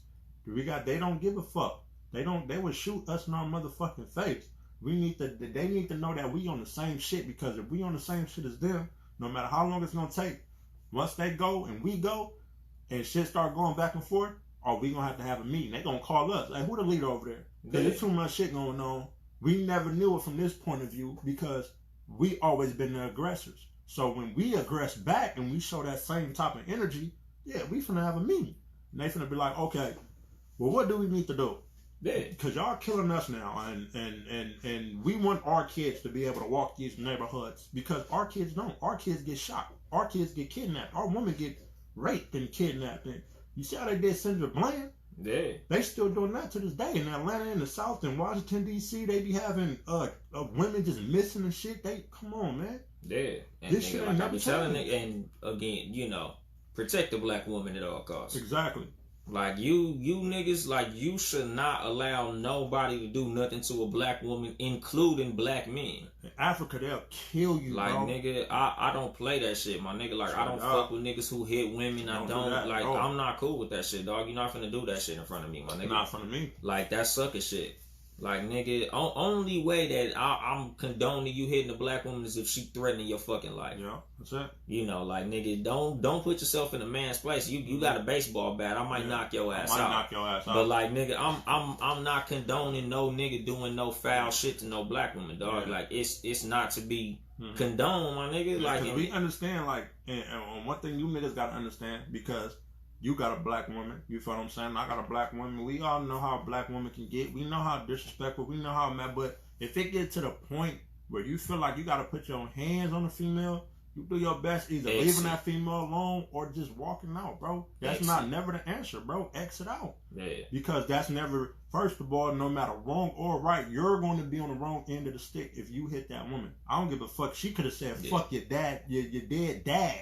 Yeah, I don't give a fuck. It's no words a black woman gonna say to me that's gonna make me put my hands on. It's not. Like, nigga, it's just not, my nigga. You know, because like I be telling motherfuckers, nigga, like at the end of the day, there's no victory in beating up no woman. It's not. Like, nigga, if you win, you beat up a woman. If you lose, you got beat up by a woman. And then on the other, we gonna get on you females too. Don't settle for no nigga who beat. I don't understand how you can sit over and lay up with somebody that'll beat your ass like a nigga off the street. How can you do that? How can you sit over? That's like basically you being with somebody that bleed your business on social media, on Facebook, and told your whole business, but y'all made up and y'all loving it and kissing each other the next day. That's a mental illness. That's mental illness shit. I feel like it's literally something wrong with you, and you should seek therapy. You need to seek therapy. A woman, if you getting hit by a nigga and you still fucking with him, you should go seek some professional help. You should speak to somebody about that, because it's nothing right about that. That shit not cool. It's not a fetish. He don't love you. He's not just passionate about you. That nigga is out of his motherfucking mind and need his ass whooped. Exactly. Especially the niggas who hit that girl but won't hit a nigga. And then what y'all females need to do is stop being quiet about it, because y'all will have some motherfuckers that's gonna go for nigga, y'all. I tell my daughter, and nigga, my daughter's 7 years old. If a nigga put his hands on you, tell me he's not gonna do shit to me. Yeah. I don't give a fuck I don't give a fuck how he touch you. Yeah. If a nigga touch you in any way that you don't feel comfortable with, tell me. Because, you know, my daughter know daddy with the shit. Daddy with all that bullshit. Like, it's nothing no nigga gonna do to your daddy that's, oh, you know, because niggas are, oh, I'll kill your daddy, I'll kill your mom, you tell anybody. Right. Nigga, my daughter gonna tell you straight up, nigga, my daddy will make your ass disappear, nigga. Nigga, my daddy will delete your bitch ass. That's how you supposed to do it. You gotta train them early. Exactly. Like, nigga, I'm telling my daughter now, like, you should never feel like, and I literally don't give a fuck who it is. What is it? Not know, oh, this is family, or he's my teacher, or he's Brownie. If any nigga come at you any type of sideways, let me know. I don't give a fuck who he is. Exactly. Cause I'm a die by mine. Yeah. Like, nigga, it ain't no motherfucker. There should be no situation where no black woman feel uncomfortable telling the story of what the fuck happened to her. Yeah. And this is us as black men in general, my nigga. Like, we should always protect the black woman. Oh. Even if it's her family, like, oh, I don't feel comfortable because it was my uncle. Like, you dirty ass motherfucking bastards that's touching on your nieces and your daughters and all that gross ass shit, you know, because it happens. As much as we want to, like, put this shit on other communities, like, oh, you know, incest is that's some white shit. Nah, nigga. We, motherfuckers know. Exactly. Niggas know about your nasty uncle and shit. And again, like, no little girl should feel uncomfortable. If nasty uncle touch you, you should have another member of the family that you could tell, nigga. And we all need to make it a comfortable environment for women to feel like they can talk to somebody about this shit. Like, I hate, because like I listen to a lot of podcasts. Like, shout out to the Wine Time podcast, the I Got Problems podcast. Like, there's podcasts with women that say, oh, I got touched when I was 12 years old, but I didn't want to speak about it because it was whoop-de-whoop, or it was this person, or it was that person. Like, nigga, us as black men, like, no woman should ever feel like no man could touch her and there's no other man she could go and tell to check that shit. And I don't give a fuck if it's your motherfucking daddy. Like, nigga, you should be able to tell your uncle, my daddy touched me, and your uncle should fuck his ass up. To stay on this topic, I don't know if you've seen it on Twitter. It was last week. You feel what I'm saying? Last week, it was a viral thing on Twitter. I don't know who started it, but it was just females. I'm not saying that everybody was true, because some females, they do be with extras and we lying and trying to clout chasing and doing all that. But it was a topic of rape. You feel what I'm saying? And the touching and the inappropriate. You feel what I'm saying? And for you niggas who be on shit like that, my nigga, like in your right state of mind, bro. If a female tell you no, my nigga, you shouldn't even, like, I don't understand how a nigga could still want to know is no, bro. And even if a female is intoxicated, bro, and don't know, like, let's say, like, you at a gathering. You know how niggas be, you feel what I'm saying? She got her homegirl, she bring her homegirls, you and your niggas. And you see she wasted over there, bro. I don't give a fuck how bad she is or how bad you, bro. At the end of the day, my nigga, that's a no-go, bro. Because she can wake up and feel totally different. All she got to do is wake up and be like, he raped me. Exactly. I tell niggas I do not like or fuck with drunk bitches. Never. And again, like, nigga, and this is one of them things, nigga, like, only drunk girl I ever deal with is my girl, and we got drunk together. Exactly. At the house. We exactly. Because the thing is, like, I'm telling niggas, it's like this, dog.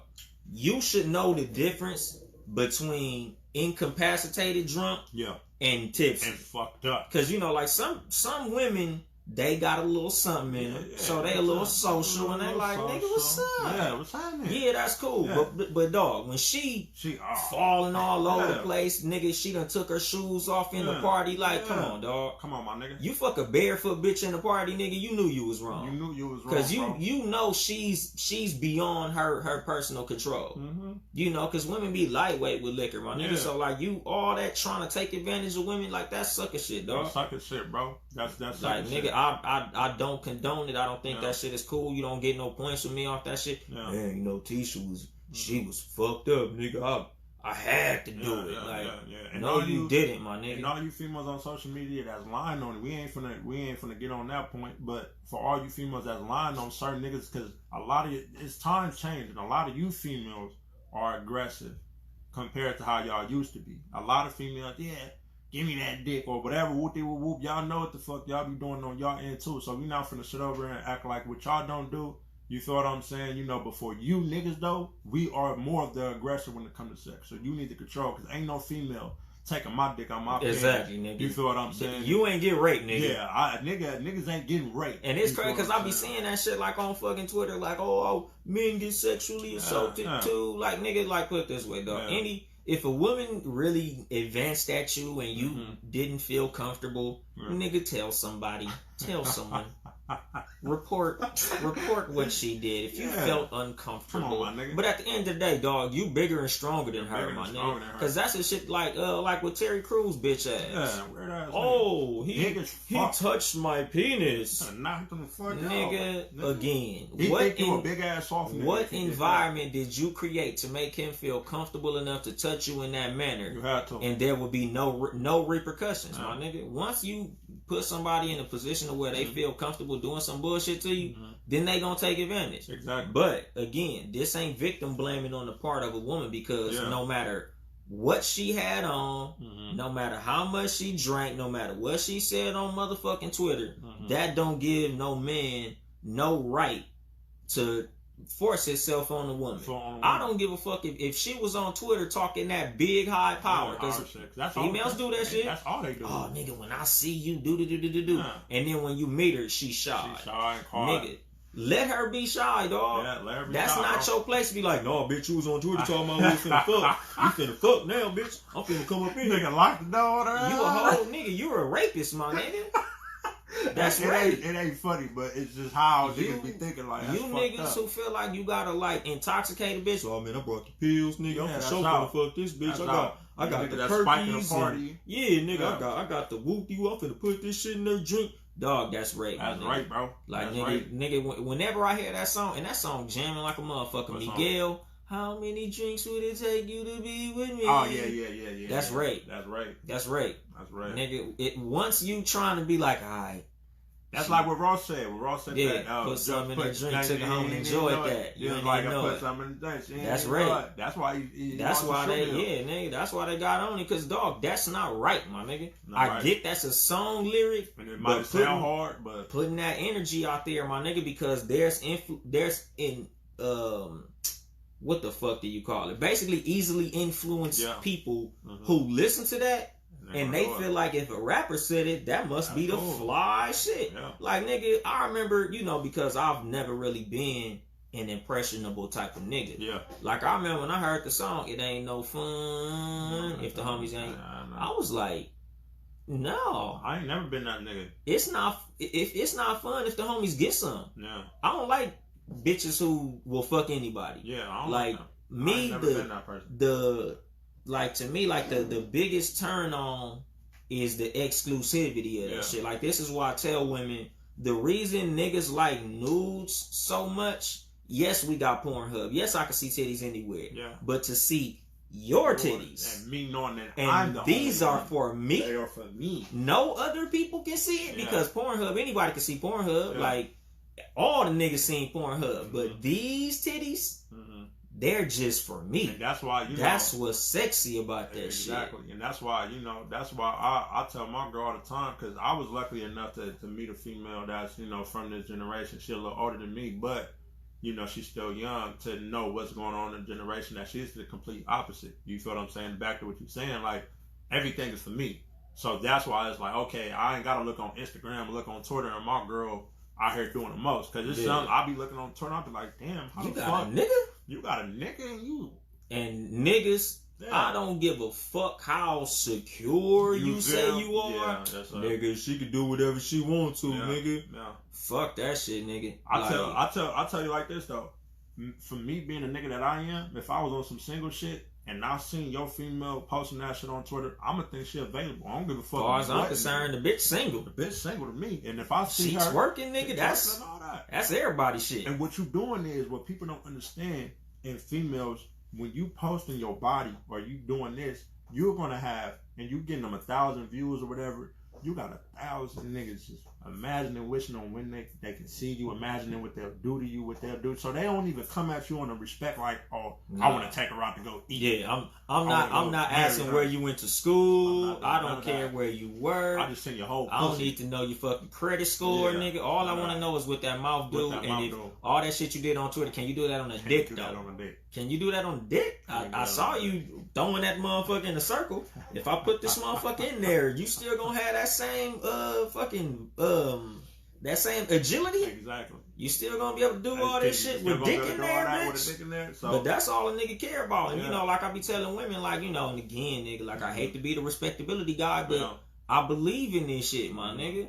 Like, I'm not judging people, but at the same time, nigga, people judge you. Yeah, they do. Nigga, what you put out is the type of respect that you get back, my nigga. Like, don't feel bad because a nigga came at you no certain type of way. And again, not in the aspect of rape. Rape is always wrong. A nigga should never feel comfortable putting his hands on a woman. Yeah. A nigga should never feel comfortable touching your ass, slapping your ass, grabbing your titty, trying to... No, nigga, that's... So, I don't give a fuck what the fuck she was doing on Twitter. She could have been whole naked. Exactly. If she don't give you a verbal invitation to do that... Yeah.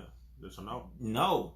Like, I tell women all the time, like, it's fucked up times, my nigga. Like, back in the day, like, she was giving me that vibe, and I did that. Like, but nowadays, my nigga, niggas be misreading the signals. Like, nigga. Because females do shit what niggas don't understand. When you play her, and when you play her about your shit, you know how it is. So females do a lot of shit on purpose. You feel me? A lot of females do shit because they bored. They don't even really mean to be really fucking with you. Or, you know, a lot of females just entertain a lot of shit because they be bored. So you'll be, you know, and a lot of niggas and a lot of females is really burnt out. Some niggas is crazy. And females, y'all gotta learn what type of niggas y'all be fucking with, because y'all need to do your whole background and research. Like, I don't like how easy it is for females. Like, females literally would be like, all it takes is like, for a nigga to be like, oh, I'm gonna take you out to go eat. And you get in a car with a nigga you don't even motherfucking know. Like, you ain't meeting the nigga there with a whole stranger. You not meeting the nigga there. You not doing none of that. You be all on Twitter. Who wanna take me out to Olive Garden or whatever, wherever the fuck you want to go eat at, then a nigga comment on there, or a nigga hop in your DM and you don't even know this nigga. You feel them? You could be with a whole motherfucking rapist, and that's why a lot of shit be going on, because y'all be so in tune what the world is now. It doesn't have no patience. Everybody be on social media looking at everything else, want to be happy so motherfucking bad and so fast that they're just willing to take the shit from anybody that look like they can do it. And then you fuck around and pick the wrong motherfucker and be fucked up out here for real. Now your ass in the back of one of them vans. But see, it's like this, my nigga. I ain't supposed to be laughing at this shit like that, but niggas, bro. You know, like this is what us as fathers of girls, my nigga. Like, this the game we got to give our daughters, my nigga. This is the game that you got to give your sister, my nigga. This the game that you got to give your female cousins. Like, I be telling niggas, like, it's on us a lot of times to make sure that the women in our life have game. Like, you know, a lot of niggas be on this man code shit. Like, you niggas is letting your sister go out backwards, my nigga. You niggas is letting your auntie go out backwards. Like, nigga, you shouldn't withhold no game from no woman in your family. Like, nigga, you know, and this is something like I was telling one of my homeboys, my nigga, like, I don't give a fuck if I meet a bitch with a gang of game, because I got a gang of game. Like, if a woman is on her shit, like, nigga, that's a turn on to me. Like, damn, nigga, she ain't just fucking on day one. Because, like, I tell, you know, like, I tell my sisters, like, I've been telling my sisters this shit when we was growing up in high school. Like, with the business is code for stupid. Like, oh, you ain't with the biz. All the other bitches is doing this. And, like, bitch, well, go find them hoes. Go find the bitches that's fucking, because I'm not fucking. Like, I'm not comfortable with this shit. It's not cool. I don't want to do this shit. Like, don't let no niggas peer pressure you out your pussy, because after he fuck you, he's gonna be bragging to his homeboys, and now all of a sudden you the school hoe. Like, all this new attention you getting from niggas at school, it's not because you got flyer. It's because they know you fucking now.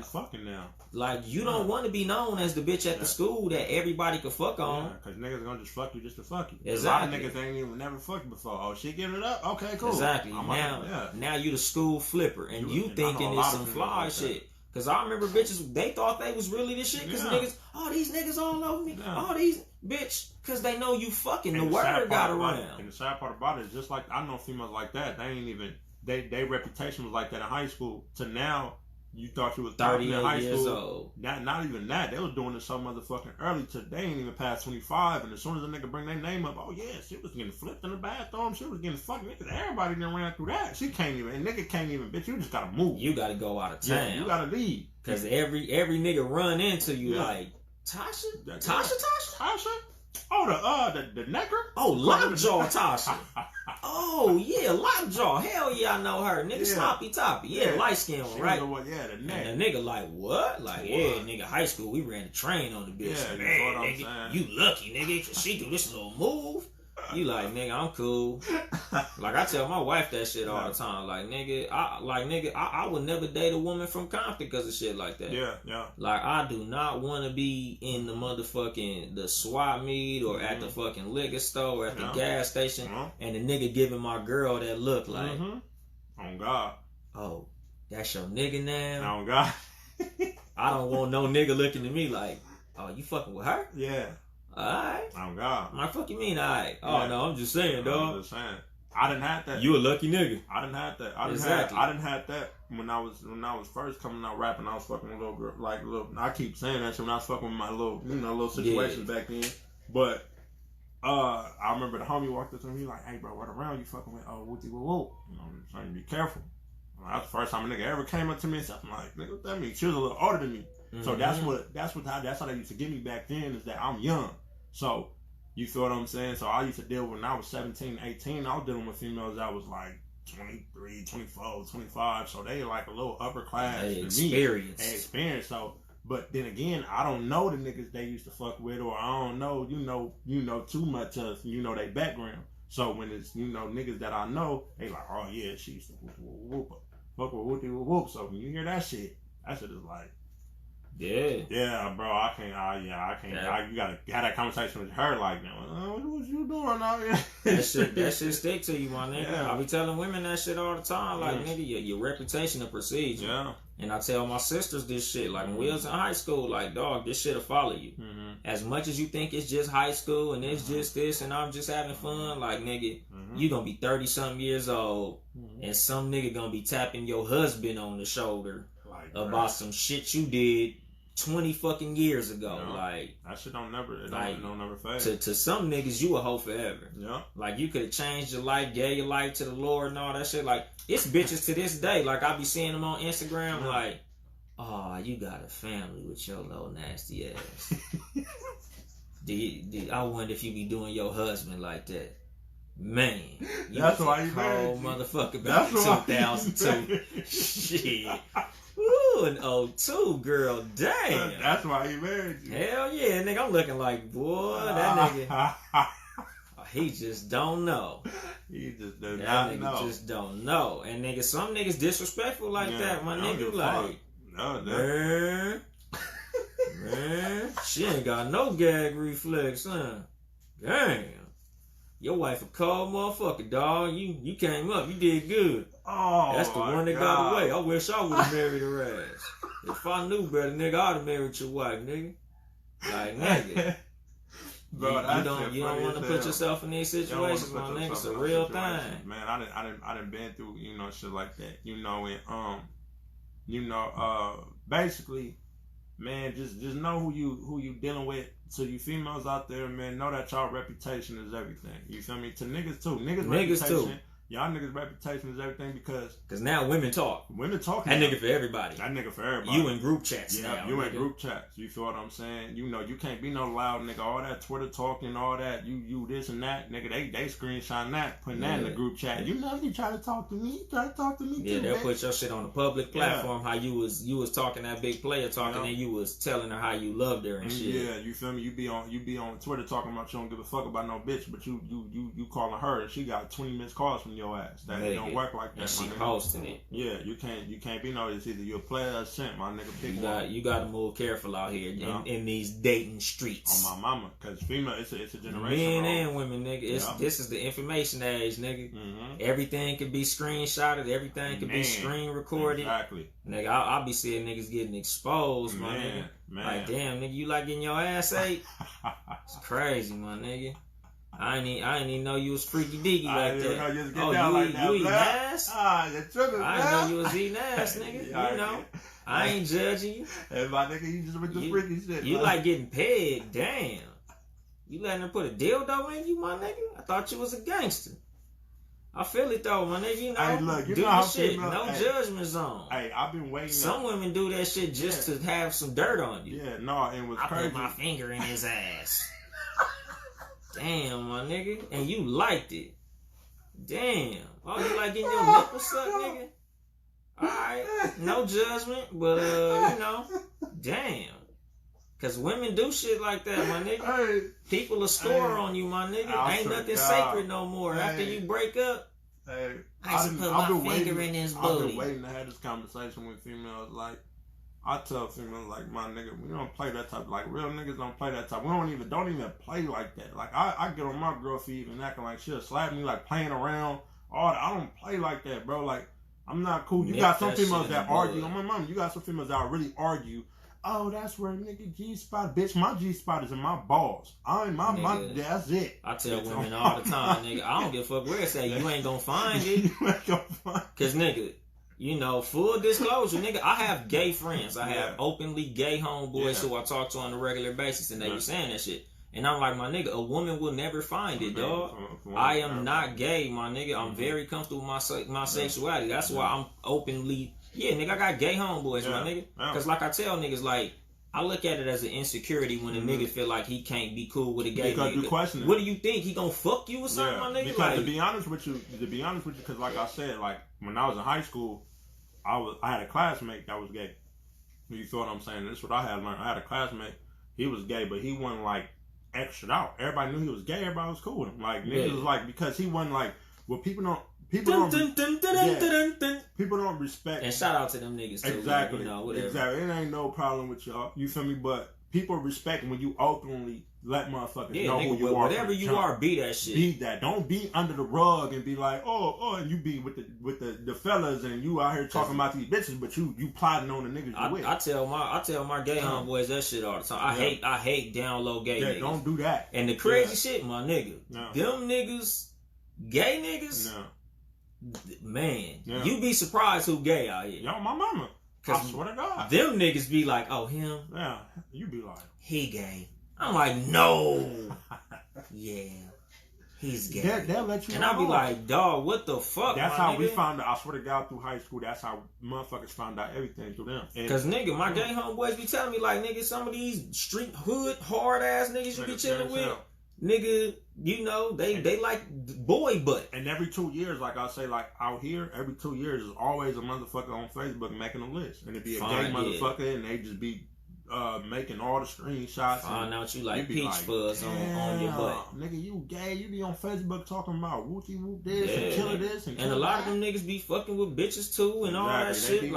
They be both. Yeah, nigga, and you know, like, nigga, if you gay, be gay. If you bisexual, be bisexual, my nigga. Like, no judgment zone, my nigga. Because, like, nigga, the niggas who I'm cool with, nigga, openly gay. Like, nigga, I got one homeboy that's gay, and he's very conservative, my nigga. I got another homeboy, nigga, like, nigga, he with the full blown, my nigga. Like, stomach be out and some more shit, but he a cool ass nigga, like.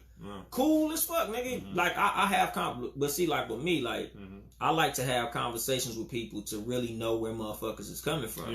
Because, you know, like, like, I'm seeing a lot of shit on Twitter, like, the black gay lives matter, black trans lives matter. Like, I got a trans homeboy, my nigga. Like, he was born a girl and now he's a man. Like, nigga, I be wanting to really know where motherfuckers is coming from because a lot of times, a lot of our disagreements between races is just misunderstanding. Like, white people, they never met a black person, so they don't like black people because the only thing they know of black people is negative shit their parents told them or negative shit they heard in music.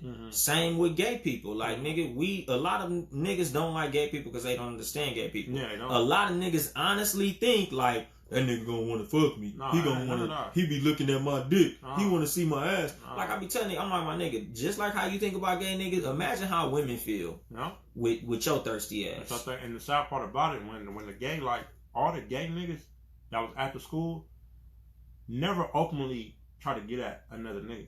You feel me? They always, if they the only gay, they'll only fuck with everybody else that was gay. Yeah. You feel what I'm saying? They only gonna feel the courage to talk to somebody else that's gay, like. Yeah, and nigga, again, back to the environment that you create, dog. Like, nigga, if you create that environment, nigga, he might.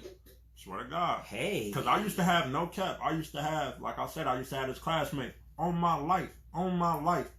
He used to hang with all the motherfucking females. Yeah, nigga, the gay niggas, females, all the bad bitches at your school. If nigga, the gay nigga got a line on all the bad bitches. That's how I was able to get them. Yeah. They used to tell him, because they knew this nigga had class with me, I like Duce, and he'll be like, no.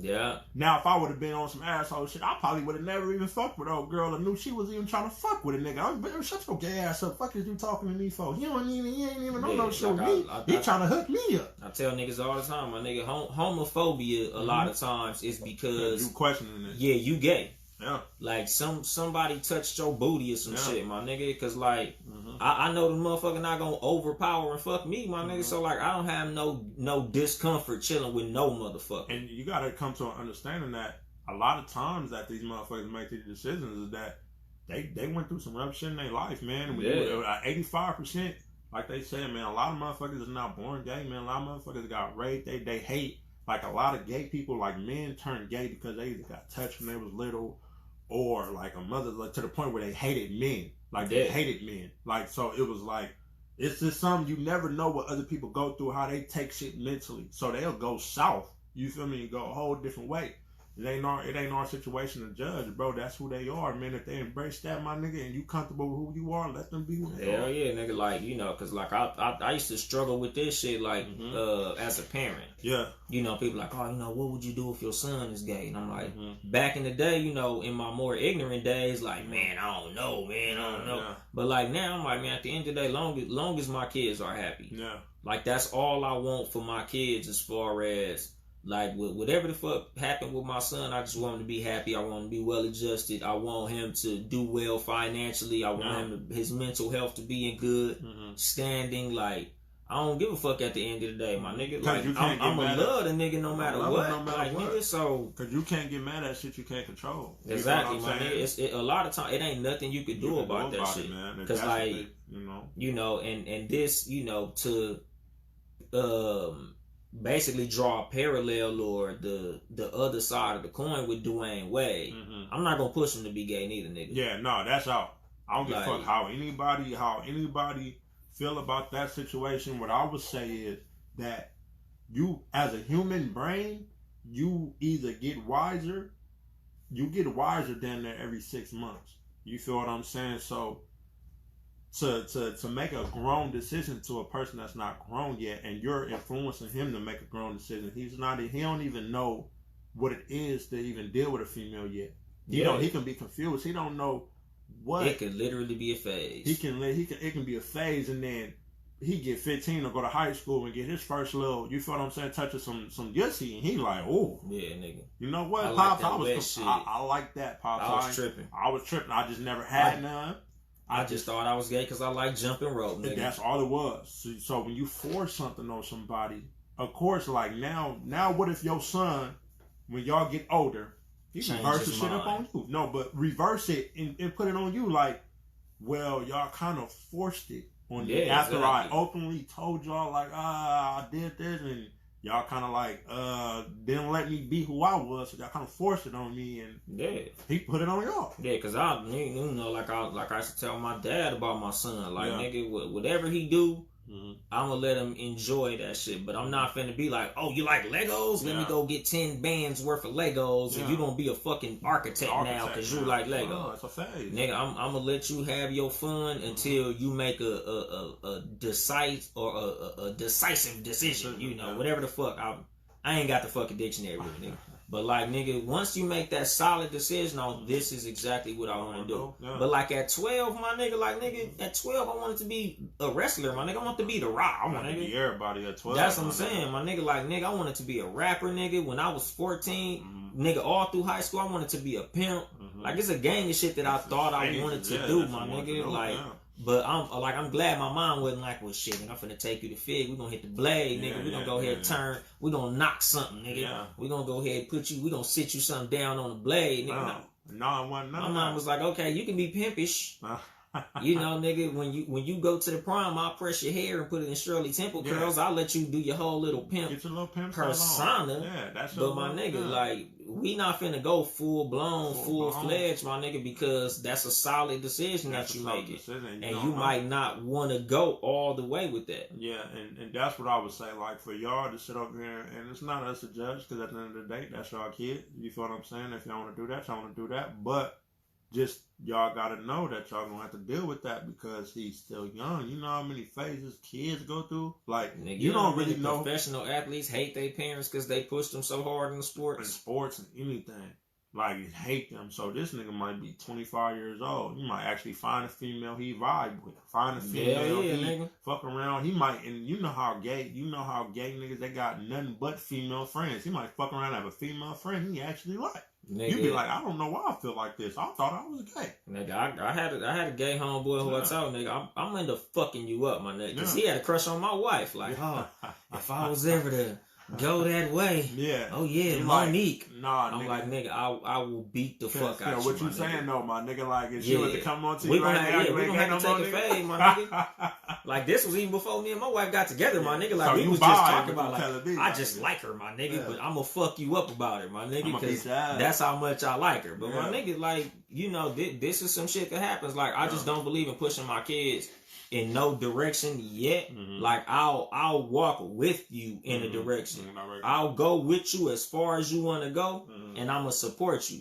But like, when you get to the point where I feel like, come on, dog, now you going overboard. Like, nigga, you got other kids, but why we always got to see this one? Like, you pushing a motherfucking agenda at this point, and that's what I'm saying. So it's like, nigga, I don't believe in that. But when it comes to your kids, nigga, whatever they do, like, I'm fully with supporting them, but don't push them in no motherfucking direction. Yeah. Because that's when you going overboard with that shit. Like what Lil Boosie did with his son. Like, nigga, I get it, but like I wasn't with that shit. I wasn't with that either. Like, nigga, if he gonna get some head, he gonna get some head, dog. Like, let that nigga kill his own food, my nigga. Yeah. Like, I talked about that shit on my other show, my nigga. Like, don't set up no fades for me. Yeah. Like, nigga, if I'm gonna have sex with a woman, that's gonna be on my terms, my nigga. I'm gonna do that. Yeah. Like, nigga, you don't push your kids in no certain way. Like, I'm not gonna push my son to be shit. Because a kid, to be honest with you, a kid only start thinking, I'll say kids start thinking about sex probably to like, I'll say, well, you say about it's different. It's different paces. Like, some niggas paces. Around 10, 11, some niggas 13, 14. Yeah. I got cousins, nigga, them motherfuckers damn near grown. I'm like, nigga, you don't like girls yet, dog? Yeah. And it ain't even like a thing of being gay. It's literally like, you're not, like, sex ain't on your mind. It's not on your mind. It ain't that you not a certain sexuality, but at the same time, like I should tell my big cousin about my little cousin, like, you'll know he like girls when he start dressing good to attract girls. Yeah, that's exactly like right now, like when you little, you don't give a fuck what you wear. Like, nigga, you might care about your shoes. Like, oh, daddy, I want some Jordans. They'll make me jump higher. Yeah. But like, nigga, you'll put on brown pants, a blue shirt, a green hat, and some fucking orange fucking shoes. Like, you don't give a shit. Yeah. Whatever make you comfortable, you cool with that shit. But nigga, once you hit like 13, 14 and bitches start looking good, you like, because it was different for me. Like, I see you like niggas who wear them. Exactly.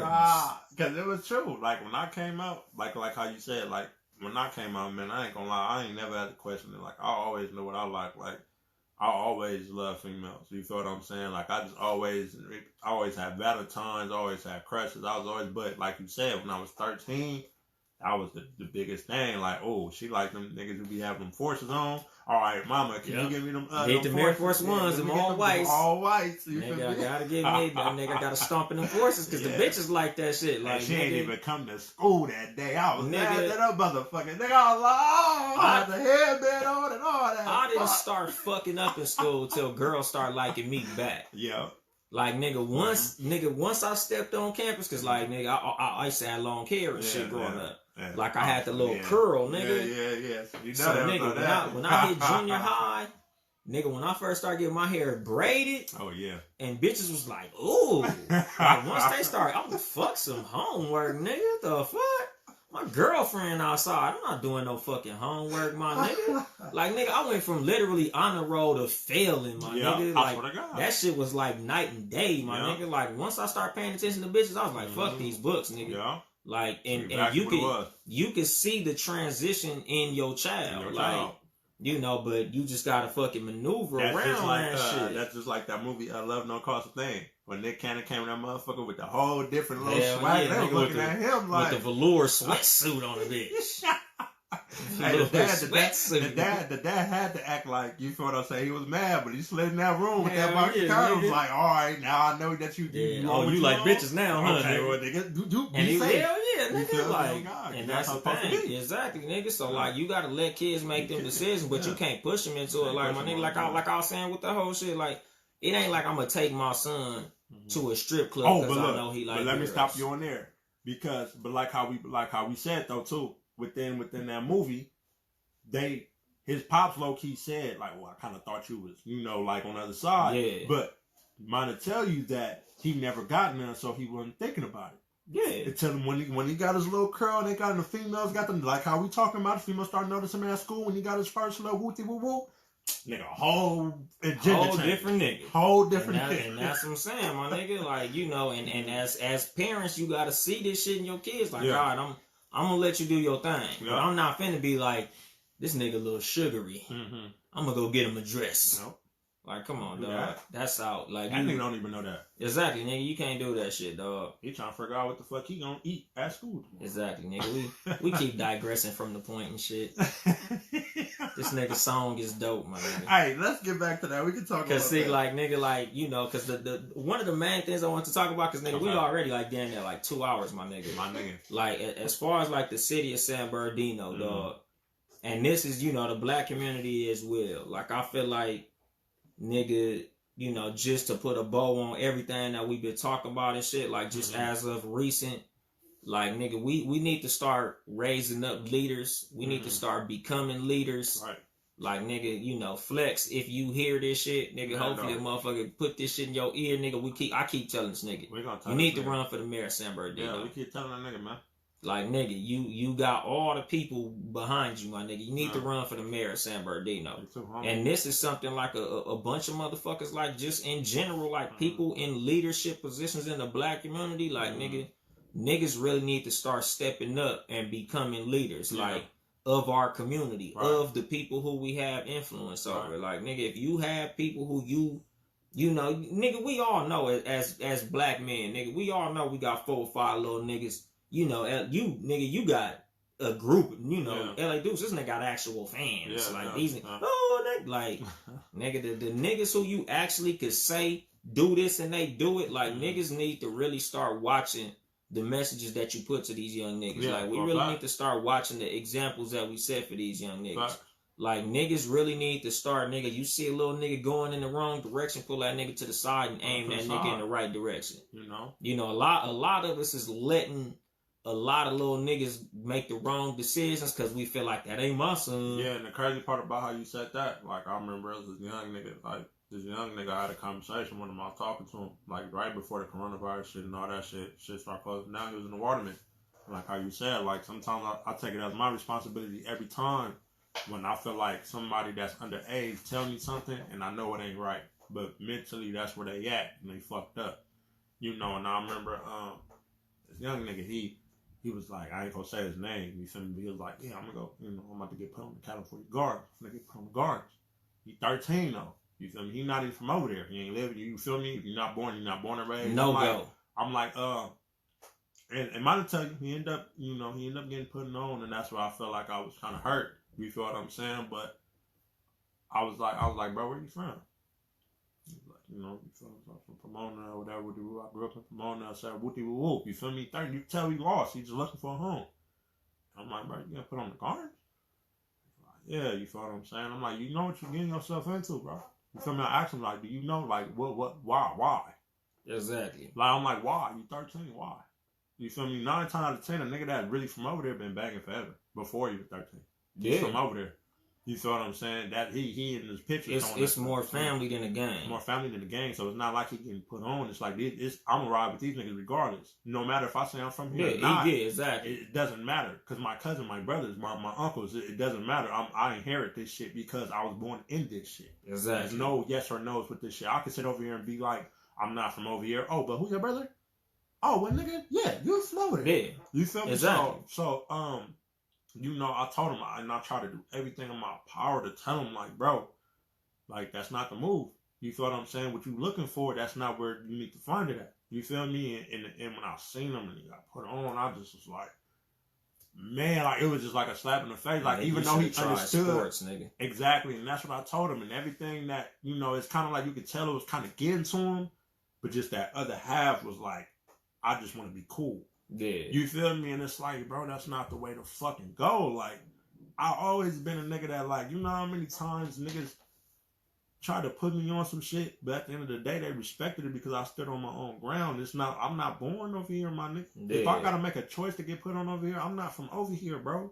You feel what I'm saying? Like, I grew up on Del Rosa, Eureka Day, it's no hoods over there, bro. It's scattered around, but it's not particular. It's not a particular. Yeah, it's not an actual set. Now, if it was a particular set, then yes, I would be. Nigga probably would have been from there. I probably would have been from there. I wouldn't have had no questions to be from there. But you know, why would I get put on this, or why would I get niggas off all the way on that side, or why it doesn't make sense, bro? Like that good. I stand on my own. I tell niggas that shit all the time, dog. Like nigga, if you ain't ride skateboards with them niggas, yeah.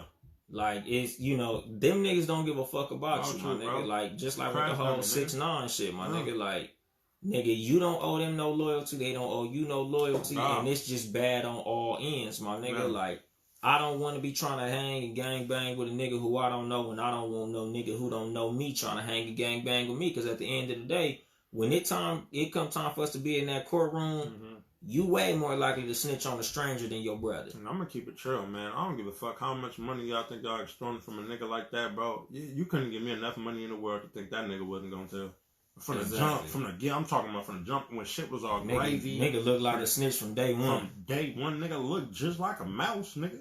Like, nigga, from day on, like, y'all fucked up on that end. That's like me. That's like you picking up just cause you find that's like me getting a nigga that ain't with the business involved in some shit. Get this nigga a blue rag and expect this nigga to just turn around and be a gangster now. You're a gangster now. No, he was a square nigga before that. He's gonna be a square nigga with a blue rag, and he's gonna go tell on everybody. Exactly. Y'all niggas set yourself up for failure. That's why I feel bad for you, nigga. Again, and nigga, like I be telling motherfuckers, like, nigga, these are the niggas that you raised, and my nigga, like, this is the nigga that y'all allowed to have influence. Yeah. Like, and again, raise your kids, motherfuckers. No. 6ix9ine should not be your kid's hero. Never. Like, there should be no little nigga with 6ix9ine poster on his wall, like, I want to be like him. Right. Like, nigga, I tell niggas like this, dog. If my son's hero is anybody outside of me, I feel like I'm a failure. Yeah. Like, you know, and especially somebody who is nothing like me. Because, like, my son, his hero outside of me is Nipsey Hussle. Right. Like, he got Nipsey Hussle on his fucking wall. Like, nigga, my son love Nipsey Hussle to death. But Nipsey Hussle and me, nigga, our mission in life aligns. So I feel like I don't feel no bad type of way because my son looks up to a nigga that's just like me. I do the same shit. Like, nigga, it's like, this nigga remind me of my daddy, my nigga. Like, that's my fucking hero. My daddy like his music. I like his music. Like, nigga, like, my son look up to Nipsey Hussle like I looked up to Eazy-E when I was his age. And that's crazy because, like, that's good you said that because when I met my dad at like 15, 16 for the first time, and I used to see all my dad, you feel me? And mine to tell you that, you know, my mom and, you know, it was back in the day, you know, it wasn't no phones, it wasn't no social media back then, so they just happened to grow distant from each other. They was young when they had me, you feel what I'm saying? So my mom, you know, you still a kid, so if your parents move, shit, you gotta move with them. You can't be like, you know, my mom had me at 17. You feel what I'm saying? So when they moved. You know, at the end of the day, there wasn't no phones. There wasn't no shit. It was both kids at the same time. They just lost communication. So, you feel me? When I met my pops again through 15 and 16, and I see how my pops came through clean, you feel what I'm saying? Took care of responsibilities and all that. I wanted to be my dad. You feel me? I wanted to be like, you know, that was the good thing. Like, I wanted to be like my pops. Like, I'm like, damn, bro, pops be coming through clean. He the one that motivated me, taught me shit. Told me since he been in my life, like, what you like, and that's what I'm saying, you do a good job. Like, if your kids don't want to be like you in no type of way, or don't get nothing from you, you doing a bad job. Yeah, exactly, nigga. Like it's, to me, it would be offensive if my son was like 6'9".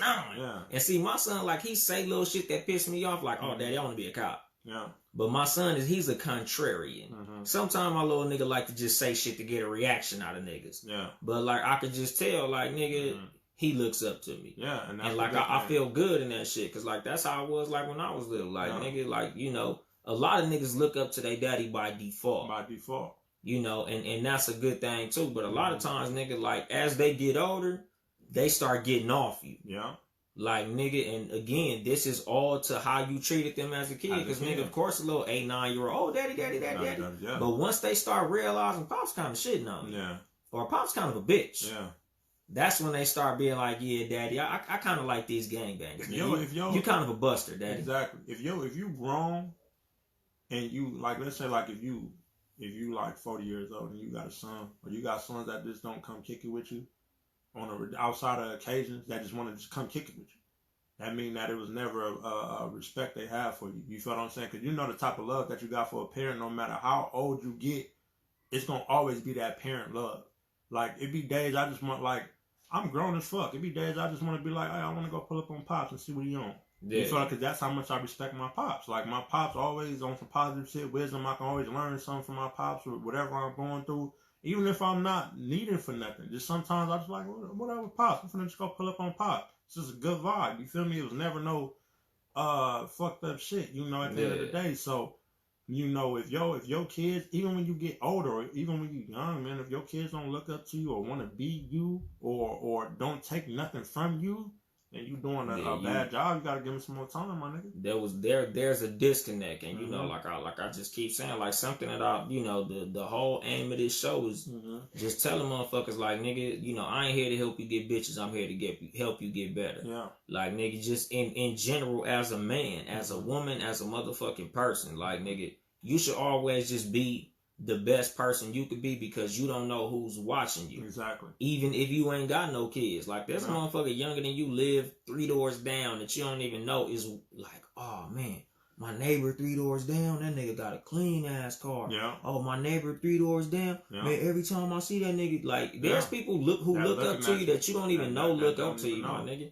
So you should just try to be the best example that you could be just for them motherfuckers. Be a good person. I'm trying to preach to the world, like, be a person, a good person to the world, and watch how the universe treats you after that. You feel me? I try to preach that to a lot of motherfuckers and be more considerate of the world. Everybody feels like the world revolves around them, and it never would. It's a billion people on this motherfucker, and we all got to figure out how we all got to live with each other. And when you die, this bitch gonna keep on spinning. Still keep moving. So, but you want to die bitter, you want to die mad, and I tell people, man, you gonna live. You gonna either live long with patience, or you're gonna live fast and crash. And that's what you don't do, man. Be a good person behind closed doors. Fuck all that. Oh, you want to be a good person, and when you feel like it's a need to be a good person. No, be a good person. Change it. And it's not gonna happen overnight.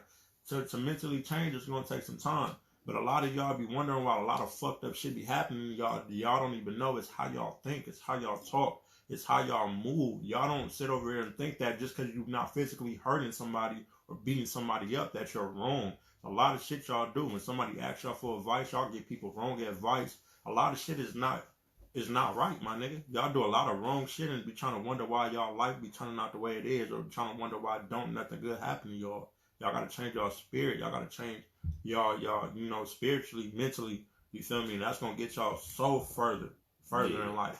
Cause nigga, just cause the motherfucker who you doing wrong don't know, nigga, karma know. Karma know. Karma is right there taking notes. And you crying, why is this happening? Yeah, nigga, like, nigga, every time something fucked up happened to me, nigga, the first thing in my mind, what the fuck did I do, nigga? What did I do? Who did I fuck over that got this bullshit happening to me right now? I must be tripping. And you know what's crazy? Every time something bad happened to me and I think about that, I can always kind of point it out. I'm like, damn, it might be because I did this. I shouldn't have talked that bitch out of there.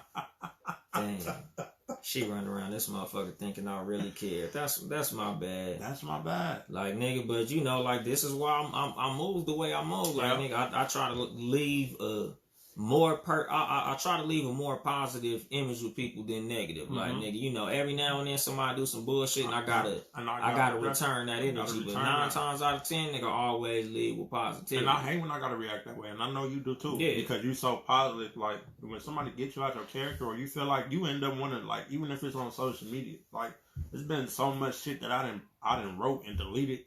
You feel what I'm saying? Or just like woke up, or like a couple hours later I delete that shit. Cause I'm like, that's not who I am. Like, I'm not letting these cause miserable motherfuckers will bring you into that world, man. And misery loves company. Misery loves company, man. And us as being men, you know, we gotta react a certain way, because it's like 50-50. It's like, okay, do I react in this way because I'm focused on this shit? But then again, I gotta react this way because I can't let these niggas know that can't play with. Yeah, I'm a bitch either. Because niggas gonna run it once, like how you said, it's that aura. If niggas feel like they can play with you, it's basically like how Nip said, like, you gotta, in California, I don't know how it is and everywhere else, but a nigga gotta be knowing that you willing to go there for your respect. Yeah. For a nigga not to play with you. He gotta know that you gonna do whatever it is for you to get your motherfucking point across. If a nigga feel like he can play with you in any type of way, that's how they gonna handle you. Yeah. That's how they gonna treat you. And word gonna spread. And everybody gonna feel like you that nigga to play with. On my mama. But like I be telling motherfuckers, certain shit, you don't gotta address it because you done already laid down the law. Like, y'all niggas already know what I'm with, so I'm gonna go ahead and let this shit slide because it's... This nigga don't know like y'all know, so I'm gonna go ahead and let that nigga walk away. I'm gonna let him walk Just away. Don't put your hands on him. And that's all I say. You can say whatever. Because then you gonna get carried away. My mama, because that's what I'm saying. You can say whatever. The day if I feel like I'm in danger, or I feel like you very disrespectful, and I feel like my life in danger, you're gonna find out. Yeah. You're gonna find out. Yeah, because tell niggas, motherfuckers say stay safe, nigga. I stay dangerous. I stay dangerous, nigga. I tell niggas that all the time. All that whoop. Like, I live by a different code, man. That's why I get into it with niggas. Like, I live by a whole different code. I live by a different code. Certain shit that, oh, you might let that. Nah, I'm not. And you can say that because there's a lot of ego and pride into the shit, but I know where that leads to with ego and pride. If you don't handle the shit, that's a conversation that nigga gonna have with other motherfuckers. Like, yeah, man, that nigga, I said that to that nigga, and that nigga ain't even do nothing or whatever. Whoop. So that nigga, another nigga from that motherfucking group gonna see me out and think he can do that, and you now gotta lay a demonstration on the nigga. You feel me? So like that's something me and my wife talk about that shit. Like when me and my wife got together, it was you know, like I told her, certain fish I gotta let swim away. Yeah. Because certain shit, you gotta check that shit. Other shit, I know where that shit can go, so I gotta let that shit go where that shit go. Cause I tell niggas like this. I throw the white flag first. Cause you niggas you're not gonna want to take it where I want to take it. Yeah. So leave me alone. If you're not willing to die behind what you talking about right now, and you feeling how just cause you feeling some type of way, leave me alone. Yeah. Cause I'm gonna want to take it there because I'm a cool nigga. So if I trip, best believe I'm gonna stand on all 10 of mine. You feel what I'm saying? Don't leave me alone, bro. I don't want no smoke. I'm cool. Tell nigga straight up, nigga, I'm stalling you out. I'm stalling you out. Leave me alone, bro. Like I'm respectfully giving you this pass. I'm gonna let you go ahead and have that. You got that, my nigga. You got that, bro. Because at the end of the day, my nigga, like if it get past this, it's gonna go way past this. So we're gonna go ahead and let this shit be where the fuck is at. I'm gonna give you a warning. Hell yeah, nigga. Give you a warning. All right, bro. Okay. Exactly. You good? Okay. Okay. Yeah, I'm staying off your ass for your own sake. You know, shit, nigga. We long as a motherfucker, so I'm gonna go ahead and drop the mic on this motherfucking shit if I can find my goddamn music. Damn bitch low, motherfucker. I'm tripping like a motherfucker. Let me see. Fuck it, I can't even hear my motherfucking music, dog. I don't even know what that shit is. Fuck it, we gonna go ahead and cut the music. But we still gonna close this bitch out musicless. But anyway, my nigga, if you would like to support us financially, it is motherfucking patreon.com/Townhouse Media. That part. Town House Media. Support all the Townhouse Media podcasts. Seriously, not another podcast. Friday nights, 9 p.m. Wednesdays, fucking No Rules podcast. Nigga, hump days will never be the same. Check out the Talk Flirty podcast. Talk Flirty Tuesdays. Cat vs. Dog podcast, motherfucking Wednesday evenings at 5. Shit. No, Cat vs. Dog is at 3, nigga. I'm getting all fucking discombobulated because I'm trying to be the motherfucking producer and I don't know how to work this motherfucking shit. But anyway, my nigga, if you here, nigga, you already know what's up, nigga. The motherfucking Too Much Game podcast, live at 5. Go ahead and shout out your motherfucking projects, nigga, your social medias and all that. My nigga, shout out my nigga Dolemite for having me be a guest on this motherfucker again. Y'all gonna see me plenty more times, you feel me? Follow me on Instagram at LA Duce, LA1DECE_, you feel me? Follow me on YouTube at LA Duce. Check out my single I just dropped today, you feel me? It's called The Ballot or the Bullet, you feel me? Jamming like a motherfucker. Talking real heavy on that joint, you feel me? I got a project. I'm locking in. I'm loading right now. I'm working. It's called Getting Better With Time. It's going to be, in my opinion, the best music I done put out. I know every artist say that when there's new projects they got working on and shit. This is going to be the best shit, you feel me, coming out. You feel what I'm saying? So, man, tap in with me, man. Y'all going to hear from me a lot more. Yeah, because chosen one, that's a hard one to follow. Nigga. Yeah, man, I'm trying to tell you, it's from follow up. You But hit us yeah. better. But yeah, shit, nigga, you know, y'all niggas already know, nigga. Follow me on Instagram at YUNGDOLEMITE _. Nigga, follow me on Twitter, Yung Dolemite without an underscore. Yeah. YouTube, nigga, like, comment, and subscribe. Goddamn Apple Podcast. Leave a review and 5-star and whatever the fuck you do on that shit. And you know, y'all already know, nigga. I ain't here to help you get bitches. I'm here to help you get better. Right. Too much game. So much.